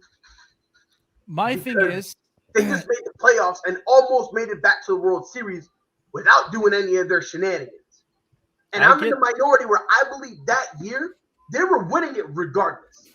Because look, I understand about them getting the buzzers, but when Cody Bellinger is one of the best players in the World Series hitting a 167, I get that, and I also get too like the time. Like, look, Clayton Kershaw was never always the best when it came to playoff time. Right. He sucked, and I knew, horribly. So I know that there's no excuses for the LA Dodgers to be any better. But my thing is, you got caught. Own up to it. That's a life. That's a life skill. Yeah. Own up to your consequences. Because here's the thing: when the PR butchered the entire I watched the whole press conference, dude, and I went on a rant. It was terrible. Jim Crane was like, I never said you just did on national television. That's what made me lose respect for you. Because you butchered this because Jeff Luhnow, and listen, the only person who came clean was AJ Hinch. I defend him. Yes, I respect him, and I don't mind with him getting a job back because he said, you know what, we goofed up. It is what it is. And to a lesser degree, so did Alex Correa. Yep. He also kind of fessed up with Alex Cora ended up messing up on all this stuff. And the funny thing of it is like that's where I said this about Boston before the season started is it's a lightning in the bottle if they want to end up making it into the postseason, and they made it all the way to the ALCS. But it's no surprise because Alex Cora is just an offensive guy, and he knows how to work the lineup. But here's the thing. What made me lose respect so much about the Houston Astros is, first of all, you never owned up to getting caught. If we learned anything even during the PED era, is that when you get caught, own up to your mistake. Look, they never did. Is going to make the Hall of Fame because he admitted he got caught with it. And the person, the player I never respect the most, Carlos Correa. Because here is the thing. Because he wants to come out with this ignorance of saying like the buzzer. Like, come on, bro. That's just like, and all this other stuff. And here's the thing. I'm an A's fan. And I think it was the second or third game. Mm-hmm. It was a double play opportunity. When Mitch Moreland hit to second base and they were doing a double play, Matt Chapman tried to break up the double play. And here's what's easy. You could have picked up the ball, tagged him lightly, throw to first. There's your double play. No, instead you wanted to throw his shoulder to his fucking face, knock him down. I saw it with my very own eyes, and I am very glad I kept my composure because I was going to lose it on him. Real quick, since we're talking about baseball, the Rays gave Wander Franco a 12-year, $223 million mega deal. And Randy Arozarena's not paid? That's what I'm saying. And he just won Rookie of the Year. Yo, what the fuck? Yo, what is going on, my guy? Like, first Derrick Henry gets franchise tag and Ryan Tannehill gets paid. Now this? And yo, what the fuck is going on in the sports world, G? Like, no. But now, listen, to go back to the hold on, I'm gonna get that in 1 minute. But yeah, I was like, if it was me being on the bench, I would jump right up out of my dugout and I will be throwing hands at this dude. Seriously, because you better have a better reason. Like, I would tell him, I'm like, get over it. Own up to your freaking mistake. Like, enough of this shit. Like, now you're just babying it. And that's honestly the biggest issue I have with them. I understand it's embarrassing to get caught cheating. I understand. Bro, you got caught in 5K. You cannot say it's misconstrued. There's no context. It was an act. You can't say any of that. You can't. Yeah. So that's the only thing. Like, Carlos Correa telling people to get over it. That, like, the thing is, that team, and Carlos Correa specifically, have not gotten over the fact that people are still calling them out on it. Yep. And you know that because, like you said with the A's, it's to the point where if someone's trying to break up the double play, he thinks it's personal because they cheated a couple years back. Right. That's why you kind of see him kind of doing the shoulder budget and all this stuff, and it's because he just won't get over it. Like Altuve, I lost some respect for him, but he kind of, because his whole thing was, it is what it is. Let's move on from it. Mm-hmm. And I'm like, bro, a lot of people want to strip your MVP because of that, bro. Like, you need to come out and say, we got caught. We apologize. We did the game dirty, but we want to try to earn the trust back. Had they done that, by now, I'm telling you, 90% of the hate would be gone. Yes. 90% of the hate it would be gone. Either that or leave. And you want to know how innocent. And even if you don't want to, apologize or anything like that, just leave Houston. And you want to know how I know that works? We'll talk to George Springer. Yep. Because he's been in Toronto. Granted, he was injured, but when he was playing, not a single soul said a word about him. No. Not a single. Matter of fact, people were hoping he was going to be healthy so he could help lead this Blue Jays team to the postseason. So, look, I love Jose Altuve. I love Carlos Correa, but eventually there's going to be a regret that they're going to have. That they didn't just come out immediately and just say, you know what? It is what it is. And especially, what I don't like is just the fact that they really tried to blame and put everything on the shoulders of AJ Hinch. Like, it was just his fault. And I'm like, look, let's say it was his idea. You guys, as the players, could have said no. Y'all chose to. You guys are just as responsible as AJ Hinch. Yeah. And AJ Hinch took it on the. If I'm mistaken, he got suspended for 1 year, right? Yep. Yes. 1 year. Yeah. And guess what? Because he confessed, Detroit gave him a job. Yep. Because he confessed and said, I goofed up, they were like, you know what? He did dirty, but guess what? He came clean. Yep. There's accountability here. We'll take him. And it doesn't help that, obviously the Detroit Lions are dog shit, so they probably want some cheating involved. You know what? Don't brush away the Detroit Lions just yet, or the Detroit Tigers, man, because they got. I am waiting for Spencer Torkelson to get called up because I think that kid's gonna give you offense. Akil Baddoo looks like a kid that could be a slap ball hitter. You put him at 1 or 2, or like they got a couple good pieces, dude. But I think AJ Hinch is gonna work it to where it's flexible for the lineup. I think he will, because he has been in that environment with Houston, and Houston was the same thing. So he's familiar with that. Give him about 2-3 years, they might work this out. Yeah, and look, they're also in the Carlos Correa sweepstakes that people are calling now. This free agent class is there's talent here. Yeah. Because even if they go him, they get Trevor Story. Now, obviously, I say with Trevor Story, be careful because, with all the injuries and whatnot. So if you're going to go on the Trevor Story street, just, tread lightly, you're going to have to be kind of careful. But I will say this, man, like, Yes, they did. What? Yes, they did. He won the MVP. He won the MVP in 2012. What are you smoking, Dre? Dre, he won the MVP because of the Triple Crown. Infamously. Yes. Like unanimously, yes. Like to the point that like everyone was saying that the MVP was his to lose, and the only way he was gonna lose it is if he lost the Triple Crown. And even then, they were like, even without the Triple Crown, we're gonna have to give it to Mickey. So they were going along lines of unless Mickey just all of a sudden drops. Miggy was such a pure hitter. Hold on, what do you mean? What did the MLB do? They gave him MVP, and they were hyping him up all year. And after that, they were hyping Miggy up for like what? Like, because this happened like 20. Oh, dude, they were hyping up Miguel. Here's the thing. They were hyping up Miguel Cabrera the second they won the World Series in 2003. Okay, and he was a rookie of the year. The Marlins, right? Yep. The Marlins, yes. They were hyping him up in 2006 because he got bigger, he got stronger. And then, 2010, 2011? Dude, that kid was spraying all over the field.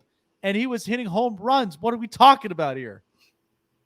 Yeah, Miggy was something else, man, especially in his prime. Dude, he was such a pure hitter, dude. He would hit him left, right, center. Like, I loved watching him hit. And it was just so clean, too, and it was timing. Like, that's what I loved about Miguel Cabrera's swing, man. It's beautiful. It's pure. I mean, a lot of these guys, like, when I watch them in baseball, Mike Trout has such a pure swing. Bryce Harper has such a pure swing when he's actually just patient, wait for the pitch to come up.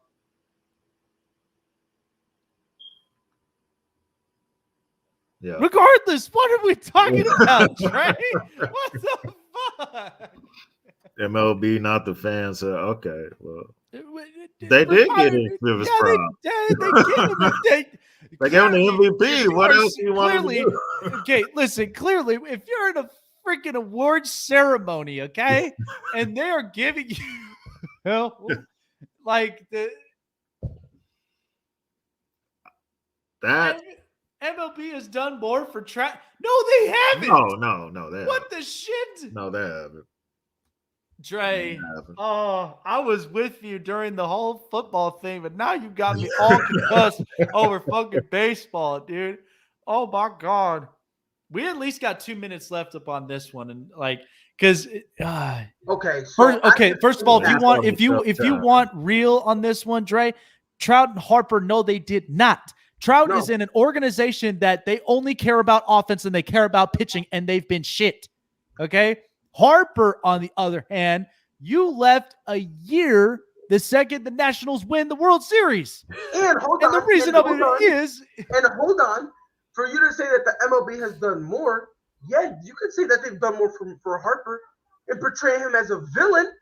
Because when he left, the whole storyline was that Bryce Harper gave up on the team, and the next year they won the World Series. And he did say this himself. We want to bring a World Series to DC. And it is open. Yeah, and it's Philly press conference. His opening, he was like, "Yeah, we're gonna do that." Yes. He said, "Man, he should have led a league-wide bobblehead and won this for this." Okay, so so you're talking about a league-wide bobblehead. League-wide bobblehead. Let me ask you a question.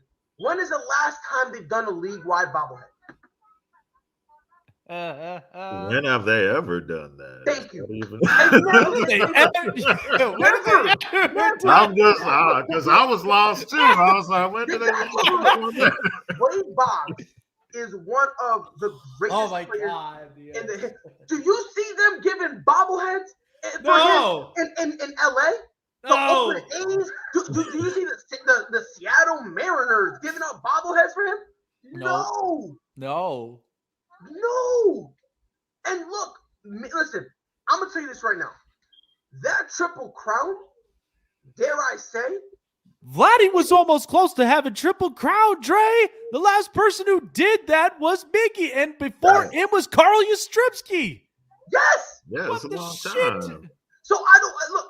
I mean, what do you expect? What do you expect the MLB to do? Give him what a fucking cut of the league? Should we have a parade for him for winning Triple Crown? We already Bring gave in him the bus. Bring in the bus. We already gave him a parade. We gave the man a parade. And then the next year, people were saying, and the MLB was pushing the narrative too, that he was the best player in baseball because of the Triple Crown. Yes. The MLB was saying, who's the best player in baseball? Somebody, who's the best player? You were literally getting beat over your head. The Detroit Tigers had one of the highest in terms of televised games. They were leading the league in televised games. Why? Because of the Triple Crown. And while they were having them on TV, the league is telling you the reason that the Tigers have these games. Are you playing MLB The Show on fucking rookie mode? Because that shit will never happen if it's a 60-60 club. Please. It will never happen unless if you're cheating your ways where you got power all the way over to like 99 and a speed over to 99. That will not happen. I just don't know. What do you expect? What do you want baseball more to do? Like, first of all, baseball's turning into fucking wrestling. It seriously is. What would you have wanted for the MLB to do to make you happy and say that they respect Miguel Cabrera? Yeah. What do you want? That's just the question, because I'm assuming at this point he needs a cut of the Marlins. He needs a cut of the Tigers. Yep. Man, let's make him the new commissioner. Fuck it. Yeah. Yeah, right. That's what it's looking like at this point, man. Like, this is all I'm saying. I said, "Oh my god." Once you get, I'm gonna say this right now. If you got the Triple Crown, you got the MVP. Yes. You got the MVP because of the Triple Crown. Yes. After that, the Tigers get more nationally televised games. Yep. Primetime, might I add. And while they're doing that, they're looking you in the face and saying, look, Justin Verlander's neat and all, but fuck him. Mickey. Yes. When you have a premier pitcher yes, taking a backseat, and Max Scherzer, and Max Scherzer, the two-colored god himself, Mad Max, the dude who gets so tight that he yells at the coach at any time. Yo, any single time, it doesn't matter what team he's on. And you can't smack his ass. You can't, like, yo, and no matter what team he's on, if they try to like do a pitcher change, he's like, he doesn't even cover his mouth. Like you know, like John Lackey, right? Before he would go, this is my guy. This is my guy. You just this is my game. This is my game. Sit down, Lackey. You are lacking too much in this game. Bro, Mad Max is like, hey, yo, you're not taking me out. And if you do, we're fighting. Yeah. Okay? Yeah. They both of those great pitchers. I felt like Blake Snell should have done that to Kevin Cash the second that the Dodgers were struggling against lefties. And then you bring in a righty and it changed the whole thing. Yep. I don't know, man. That was a huge mistake. Did I miss the Tigers beating the Cardinals in the World Series? What World Series was that? 1973? No, they didn't. No. What the hell? The Cardinals won that in 2006. Yeah, of course they did. Yeah, they won that. Even when they had Placido Polanco, Brandon Inge, and like a young Justin Verlander. Like, what the fuck? They got Mad Max, a dude who roid rages without roids, and he's taking a backseat to Miguel Cabrera, a dude who can't even reach. Bro, Miguel Cabrera literally was in a face. And mind you, before I even continue, they traded for goddamn Prince Fielder, who was that fucking guy, and he took a backseat to me. And here was the problem. You know what was the weakness of that Detroit Tigers team? Left field and second base. That was the weakness of it. It was horrible. Horrible. And the thing is, that was their weakness. Offensively and defensively. Yep. It was both. Because you want me to trust Ramon Santiago and freaking Andy Dirks? Like, seriously? Because the thing is, a lot of people, if you had just decent speed and you hit it to left field, a lot of guys were pushing 2. On a game that's usually a single, a lot of guys are pushing 2. Yeah. Because of how much of a weakness left field was. Sleeping Angels, the last time baseball was ever good was when you watched the Giants and Royals World Series. And let me tell you why. Because home runs, analytics, and statistics never gave a shit. That was small ball all the way around. You want to win a championship, you play small ball, get in the pitcher's head. I don't care if you see a shift, hit out of the shift. Take a slap, take a bunt, get on base, and shake up the pitcher's cage. Like, that was the best World Series I watched right there in all 7 games.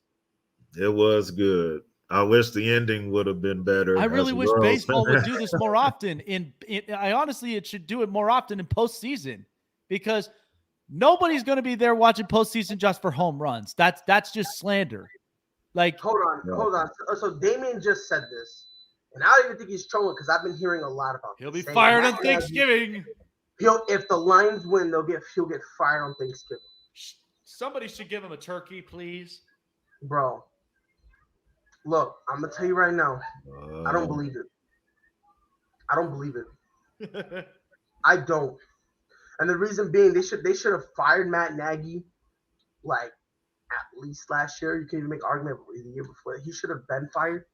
Let me just tell you, the McCaskies need to figure out what in the hell that they are doing, because Ryan Pace sold you on the fact that Mitch Trubisky is better than Deshaun Watson and Patrick Mahomes. That's a failure. No, Mitch Trubisky, hold on. I was under the impression, and I was told, Mitch Trubisky's phenomenal. He had one season, he threw for 24 touchdowns, only 12 interceptions. I was told he was phenomenal. We're going to ignore the fact that the year they threw the 24 touchdowns, the defense obviously carried him. We're going to ignore that fact. We're going to ignore the fact that he never threw over 4,000 yards ever in his career. We're not going to touch on that. We're not going to touch on the fact that he loves just throwing the stupid places. His accuracy sucks. His mobility is very iffy at best for a guy that tries to be mobile. But again, he threw 24 touchdowns that 1 year, Jake. So he's got to be phenomenal. I'm going to tell you right now, Mitch Trubisky should have been on the Bears at the time when they had Johnny Knox, Bernard Berrien, Desmond Clark, Greg Olsen, Matt Forte. That offense probably would have been a lot better than Jay Cutler's irrelevant ass. Like, real quick, can you do me a favor? Can you show my screen just real quick? Just 2 seconds. Oh hell, here we go. 2 seconds. Dre, we know where it is, Dre. I left this up for you, Dre. Atlanta. They play in Atlanta. I just wanted to have a little bit more fun with Dre, because Dre, I'm telling you right now, I'm glad I peed, bro, before I came on. My shorts would be wet. That's how weak this kid has been having me the whole show. This dude's been killing me all show, So Dre, buddy, shout out to Dre, You definitely made this hella interesting. Oh man, but I'm gonna say this, man. Matt Nagy should have been fired. Mitchell Trubisky, he was not that guy, and I understand why they wanted to get him, because if you look at every draft, there's always that one team that wants to find the sleeper. They want to find that one guy that no one expected. They always want to find that one guy. And Mitchell Trubisky, they thought he was that guy. And again, I will say that it worked for that 1 year. For that 1 year, it worked. But after that, he became a liability. Yes, he did. And it got to the point where they kind of was just like, bro. So that makes me feel like this. If we come into this next year draft, how are we going to feel about Sam Howell in North Carolina? Listen, I'm going to say this right now, and I've said this before. This draft, you will find out which GMs need to be fired. Yes. And which GMs need to remain hired. Yes. If any of these, listen, bro, Sam Rattler got benched. He's still projected Spencer Rattler got benched. I said Sam. What is wrong with me? Spencer. Spencer Rattler got benched, and he's still projected to be a first-round pick. Let that sink in. A dude who got benched is still and I'm not talking about bench because he played one bad game and got benched. No, he's benched, like real life benched, and he's still projected to be a first-round pick. And I'm telling you right now, there's only 3 teams I believe will reach for a quarterback.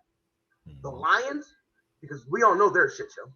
The Texans, because i.e. everything I literally just said about the Lions. And then the Broncos, because John Elway always reaches Broncos won't, and it's horrible. It's horrible. I would be appalled if the Green Bay Packers ended up reaching for a quarterback, dude. I would be appalled. I'm telling you this right now. The only team that should get a quarterback, the only team are the Buccaneers of the world. I think the Steelers need to get a quarterback. Yeah, the Steelers need a quarterback. But not in this draft. Not in this draft because no. These guys, I'm talking about this draft, upcoming this draft. I mean, maybe the Rams. I'm talking about a team that you have a quarterback for at least 4 to 5 years. So that way you can. This is the thing. They're not ready, and they're not close. Like they're gonna need time to sit. They're gonna need to be the Justin Loves. You know what I mean? Like, Jordan Love. I'm sorry. Why I keep messing up on names? God damn it! But they're gonna need to be like Jordan Love, where they're benched for. Here's what's so funny about this. Why Green Bay fans, they're not feeling the love right now. You didn't feel the love when Aaron Rodgers ended up coming into Green Bay the second you had Brett Favre, and Jordan Love's in the same position. So give the kid time. He's gonna figure it out. Yeah, and on top of that, a lot to say about that loss to the Chiefs. People were slaughtering him. And here's my thing. I feel bad because think about it. They didn't really prepare for him to be the starter. Yeah. Kind of just happened. Yeah. So I felt bad for the kid. Dre said Denver is going to get Russ. Maybe. Because I'm telling you right now, Russ wanted out and they went 12-4. Of course they did. But they went 12-4. Imagine if they have a sub-500 and getting sacked 6 times in that wild card game against the Rams. Yep.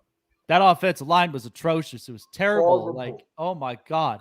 But again, like with Detroit, Detroit always needs everything. They are now the Cleveland Browns.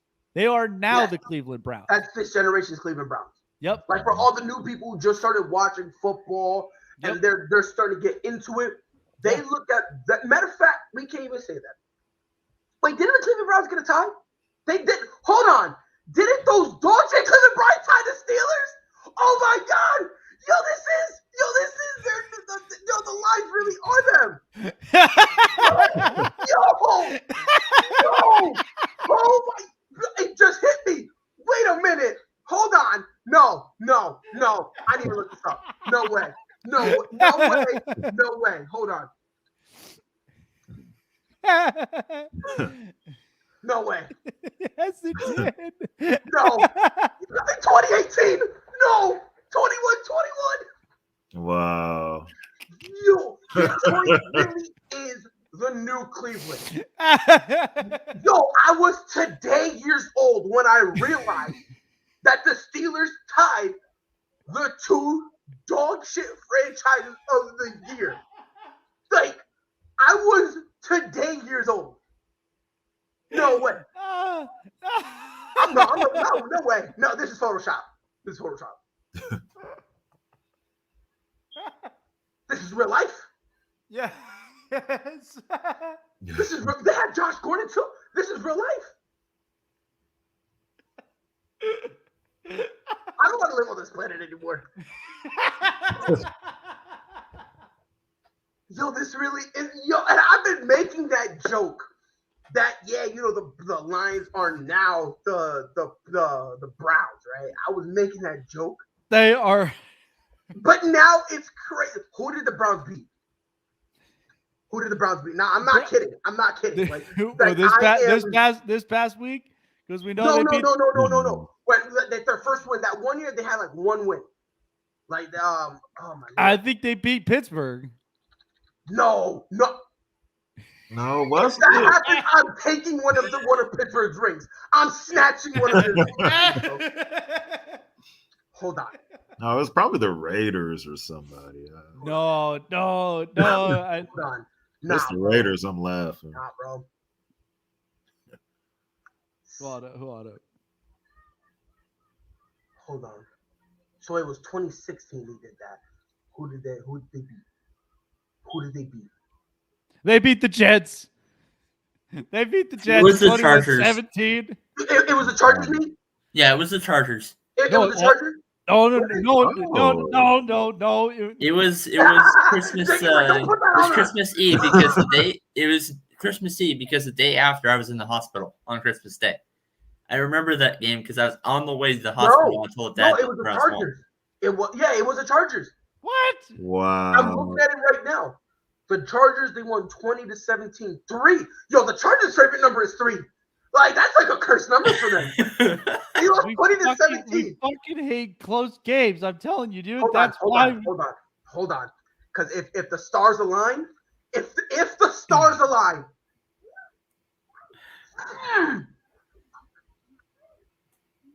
God damn it. I thought they were gonna play. So you're saying the Chargers are gonna lose this week by 3? No, I'm kidding. Bullshit. No, they are not. I'm gonna tell you this right now. The next time the Chargers and Lions play, I'm going for the Lions. I don't care what the roster is. Oh hell no. I say that because they played Broncos, so they're gonna kick their asses. The Chargers are gonna kick the Broncos' asses. Telling you right now. No, they really tied Pittsburgh. This is insane. Hey, we're already 2-0 in the division. No. I'm going for the Lions. The Lions are winning. Oh my God. Are you saying this is a trap? No. Honestly, the Chargers should win. But I'm gonna tell you right now, my goal right now. I love my kids enough. I love them. If the Lions play the Chargers gonna blow 20. Gridiron, you jackass. I love my children. I love them with every fiber of my being. They're the reason why I breathe. They're not in the backseat. My goal, my entire life purpose right here, right now, is to do everything in my power to make sure the Lions beat the Chargers. If that happens, it will prove life is a simulation. It would prove it empirically because Steelers tied them. That's all I gotta say. Steelers tied them. I was today years old. This really. Tyrod Taylor was the starting quarterback of the Browns, right? Of the Browns. Of the Browns. That was Baker's first year. Look, all I'm saying, Baker's first year, we smoked him. No. It was 2016. It was 2016 that Yeah, they got their first win against the Jets. No. What?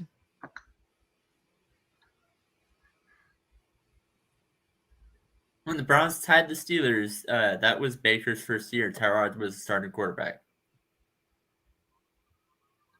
Yeah. And they did get the first win against the Jets.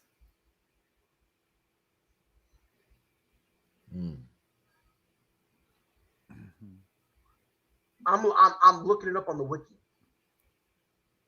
Sue me. Matter of fact, hold on. 2016, because this is what I'm about to do.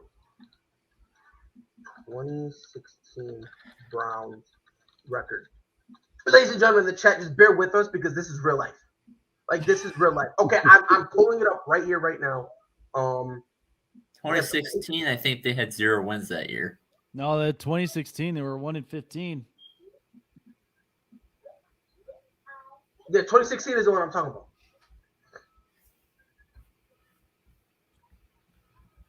Yeah, 1-15.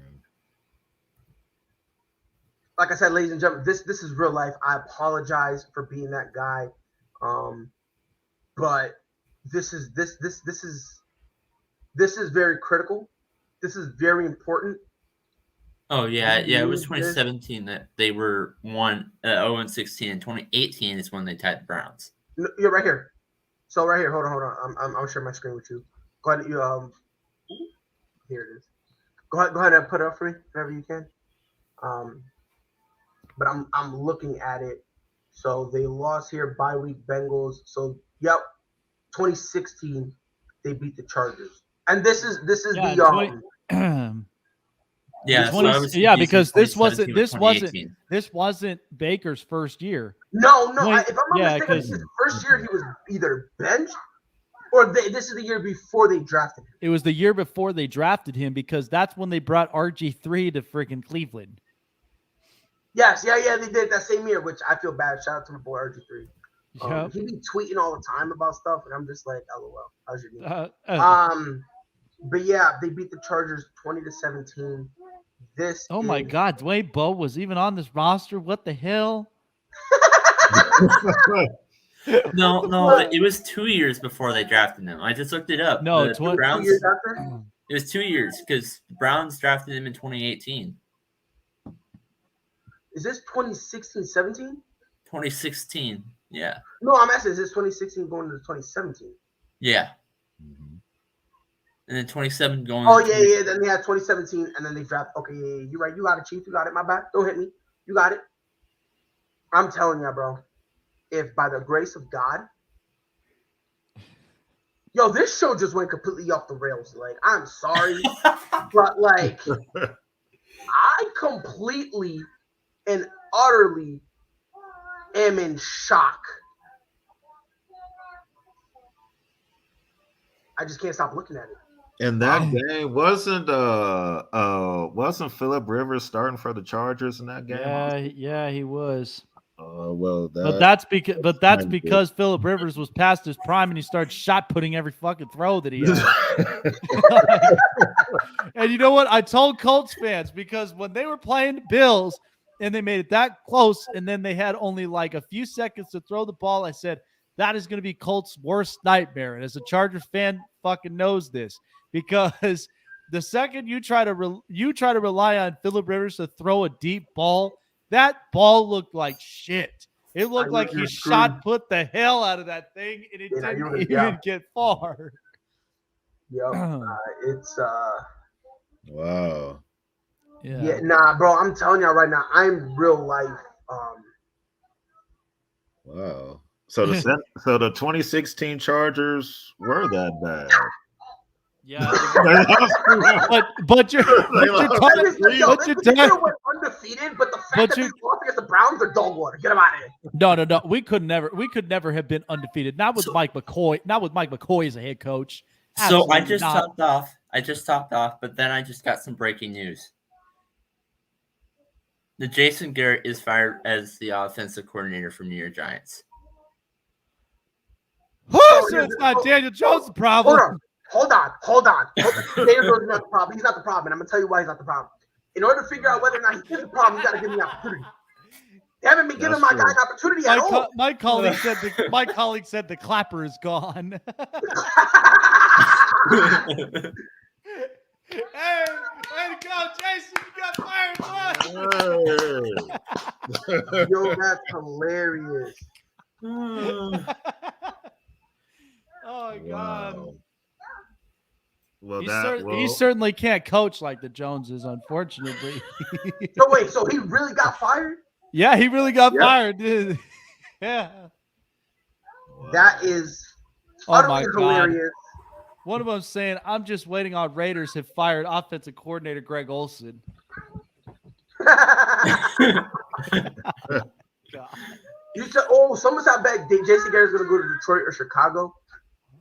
Oh, save yourselves if you go to fucking Detroit. Oh Lord! Careers die there. Yeah, it's done if he goes to if he coaches the Lions, he's done. Jared Goff is not going to be the quarterback up over there. Watch he be the Jets offensive coordinator? Oh my God, this will be another Adam Gase moment. God. Oh my God. He's like, I bet you he's going to Detroit or Chicago. And he's like, oh, hell no. I don't want Jason. Oh my God. Bro, this is hilarious, bro. God, this is great. He's not. Jason Garrett going to Washington? No, he's not. Ron Rivera would not let that happen. No, you are not going to screw up Taylor Heineke of his Yeah, Biz Groove. You're not going to do that. Oh my God. I don't want to go to Denver. Bro, Derrick Henry. I don't want him to go to Denver. Bro, Derrick Henry is still second in the league in rushing. While he's on the IR. Jason Garrett to the Raiders. Oh dear God, no. No, please. I want to talk about like that. That's automatic. Dude, he will have a fit. He will have a fit if that happens. Oh my Hey, God. as a Broncos fan, I want that to happen. He'll be begging Derek Carr to get the fuck out of Vegas. He'll be begging him to get. Don't come here. It's a curse. That's funny. Oh my God. My goodness. So, As a Broncos fan, I want that to happen. Well, as a Chiefs fan, I wouldn't mind that either. I'm a Chargers fan. You'll still be the fourth best quarterback in the league. I'm gonna tell you this Fourth right best now. quarterback in the division. Hey, we might have the fourth best quarterback. Jason Garrett to the Vikings. Stop it, Gridiron. No, I'm gonna tell you this right now. If they fire words are hard for me.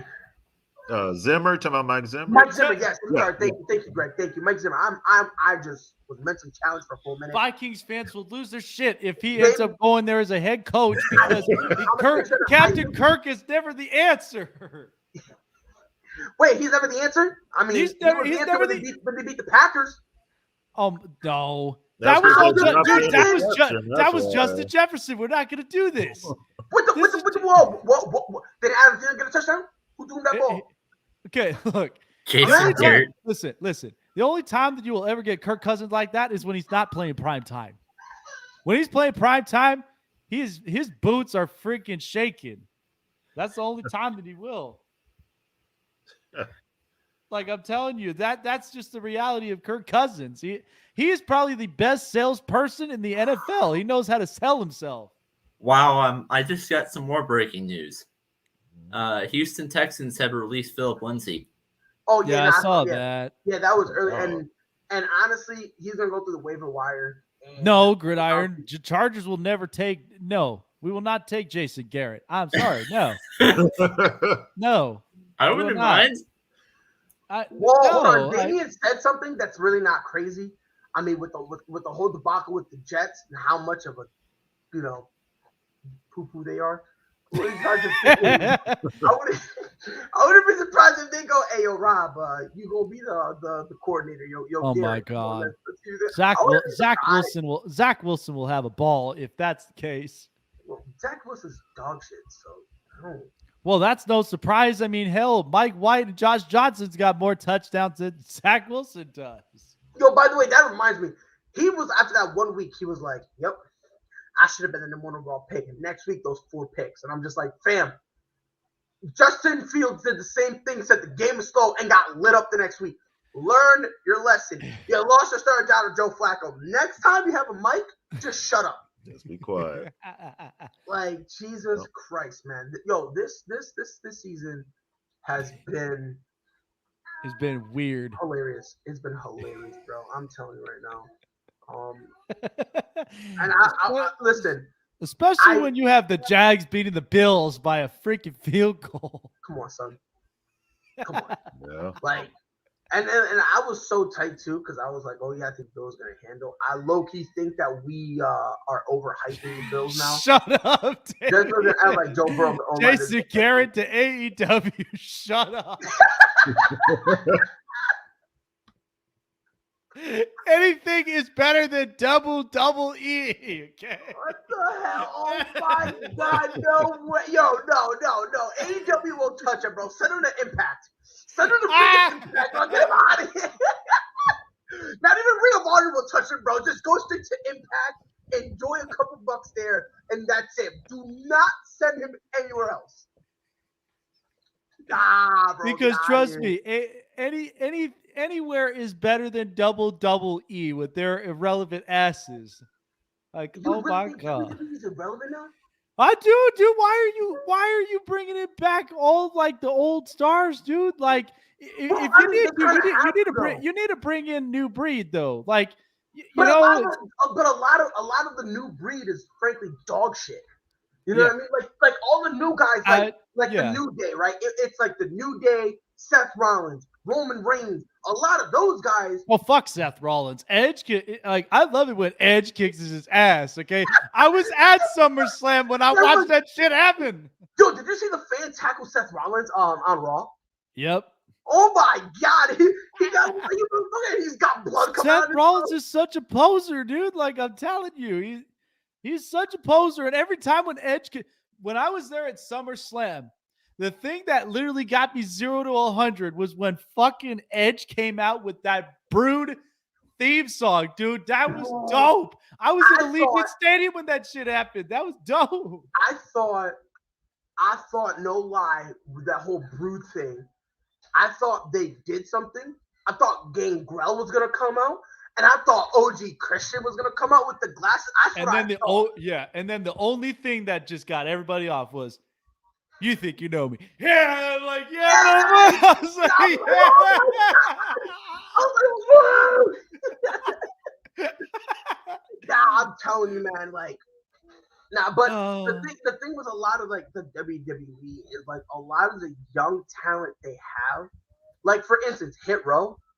I don't care what anyone says. They were dogs. Oh my God, Hit Row. I don't care. They were horrible. Like where they messed up was when they rebranded NXT. That's where they messed up. Yeah. I understand you want to do the whole Monday Night Wars, the Wednesday Night Wars, and if you lost, it is what it is. If you want to move days, that's fine. That whole rebrand, I wasn't with it. But no, I'm not gonna go on a wrestling tangent because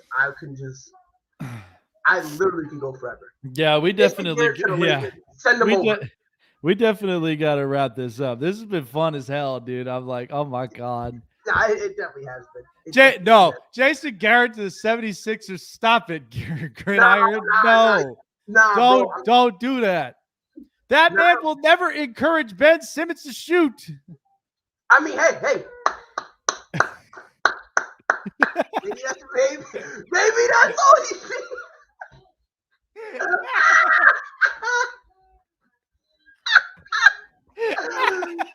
Yo, this Gary, you can't even get him to. Bro, you can't even get him to get freaking Russell Westbrook to shoot.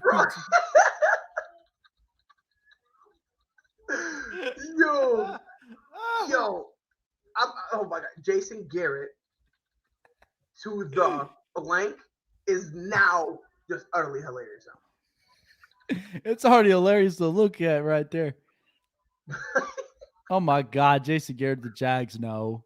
Oh my God. I mean, look, at this point, better the Urban Meyer. Oh my God, no, we're not gonna do that to Urban. Well, bro, look here. That's an Urban legend. Hold on. Jason Garrett will clap on the sideline. Urban Meyer's trying to clap in bars. There's two differences there, bro. And I would rather have Coach clap than Urban Meyer, who frankly at this point, even Trevor Lawrence is like, Buffalo Sabres.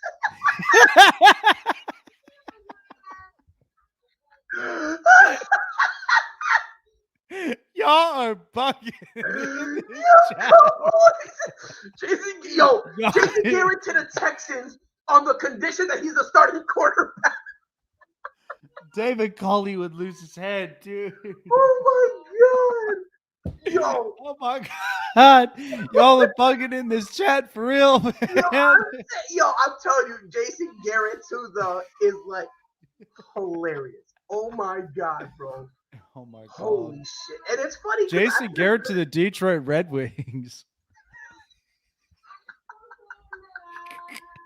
No. I got one. Hold on. The Kings just fired Luke Walton. Oh. Jason Garrett to Sacramento.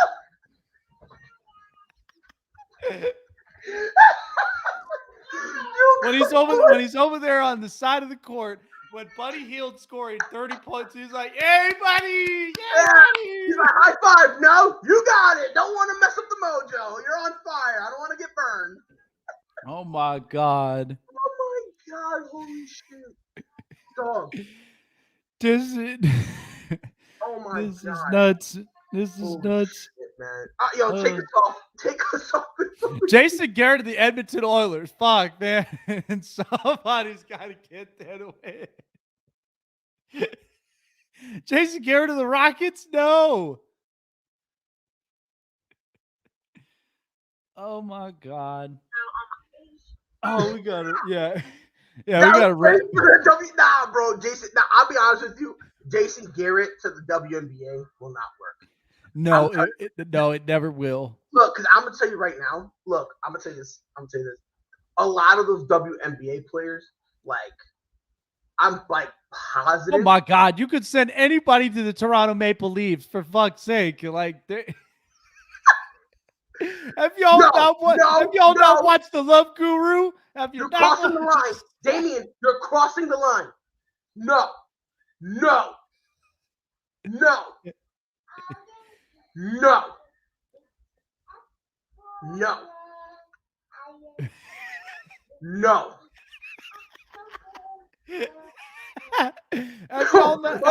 Have you not watched The Love Guru about the Toronto Maple Leafs? The only thing who can coach better is freaking the Guru Pitka. Yo, Jake. Mike goes in the chat. Matt Nagy to be fired for his Bears Lions game on Thanksgiving. I'm in my fucking bag right now. Stuff that fucking turkey. Nah. You know what we gotta do? Oh my God. No. Jason Garrett at this point with all the clapping, bro. Let's put him in politics. Oh God. You know how dysfunctional this country will look like? So horribly. It's like raise the gas prices. Yay! He's like, unemployment is at an all-time high. Yeah. We're all alive. Woo! And it's like we're about to get free vaccines for everybody. Yeah. Oh my God, we gotta end this. This is getting out of hand. Yo, if we want to ruin a franchise, I would say right now, we want to ruin a franchise. I got it. Ready? Yeah. Let's get Matt Nagy, Jason Garrett together, and let's listen. If they're gonna blow shit up, let's send them to the Packers. Let's see what you do here. Oh my God. That's the maximum damage. Let's put him over there. No. Jason Garrett in Michigan. Let's put him in Philly with that rabid fan base. Oh no. And I want Jason Garrett to clap in the middle of every presser. I want Matt Nagy answering the questions. I want Jason Garrett next to him. And after Matt Nagy answers the question, I just want to hear this. Way to go. Oh yeah. I want to hear that after every question. Imagine Jason Garrett. What is going on? Hold on. Let's do a question, Jake. Let me ask you a question, Jake. Let me ask you a legitimate question. Yeah. You think at this point the league has figured him out? Yes. Because he was cut as a head coach. Offense was his specialty. Yes. He couldn't hack it offensively. Yes. Do you at this point? They figured it. Yeah. He cannot get a job. They figured him out. They figured him out. Oh God! All right, it's been real, guys. This got completely out of hand. Oh, this was a lot of fun. This is going to be like one of those bloopers on ASAP that we're going to end up having. This is like one of those moments when the chat completely took over. Yeah, it really did. Mr. Biscuit is coming right now, beating to these reports.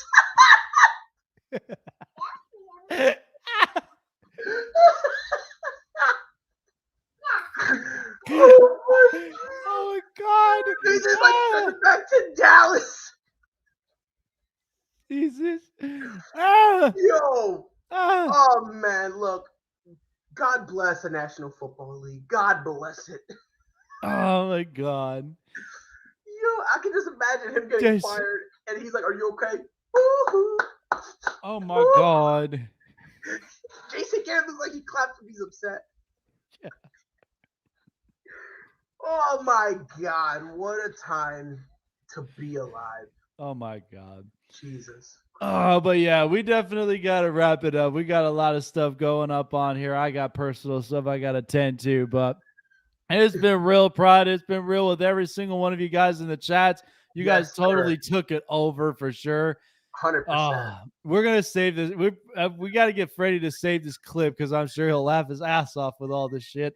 But hey, I got to feel how Freddie's doing because he's probably happy as hell knowing that he got fired since he's a Giants fan. So he's got to be, but we got to close this out, guys. But we appreciate you guys coming up on here. Definitely catch us tomorrow morning, always at ASAP in the morning.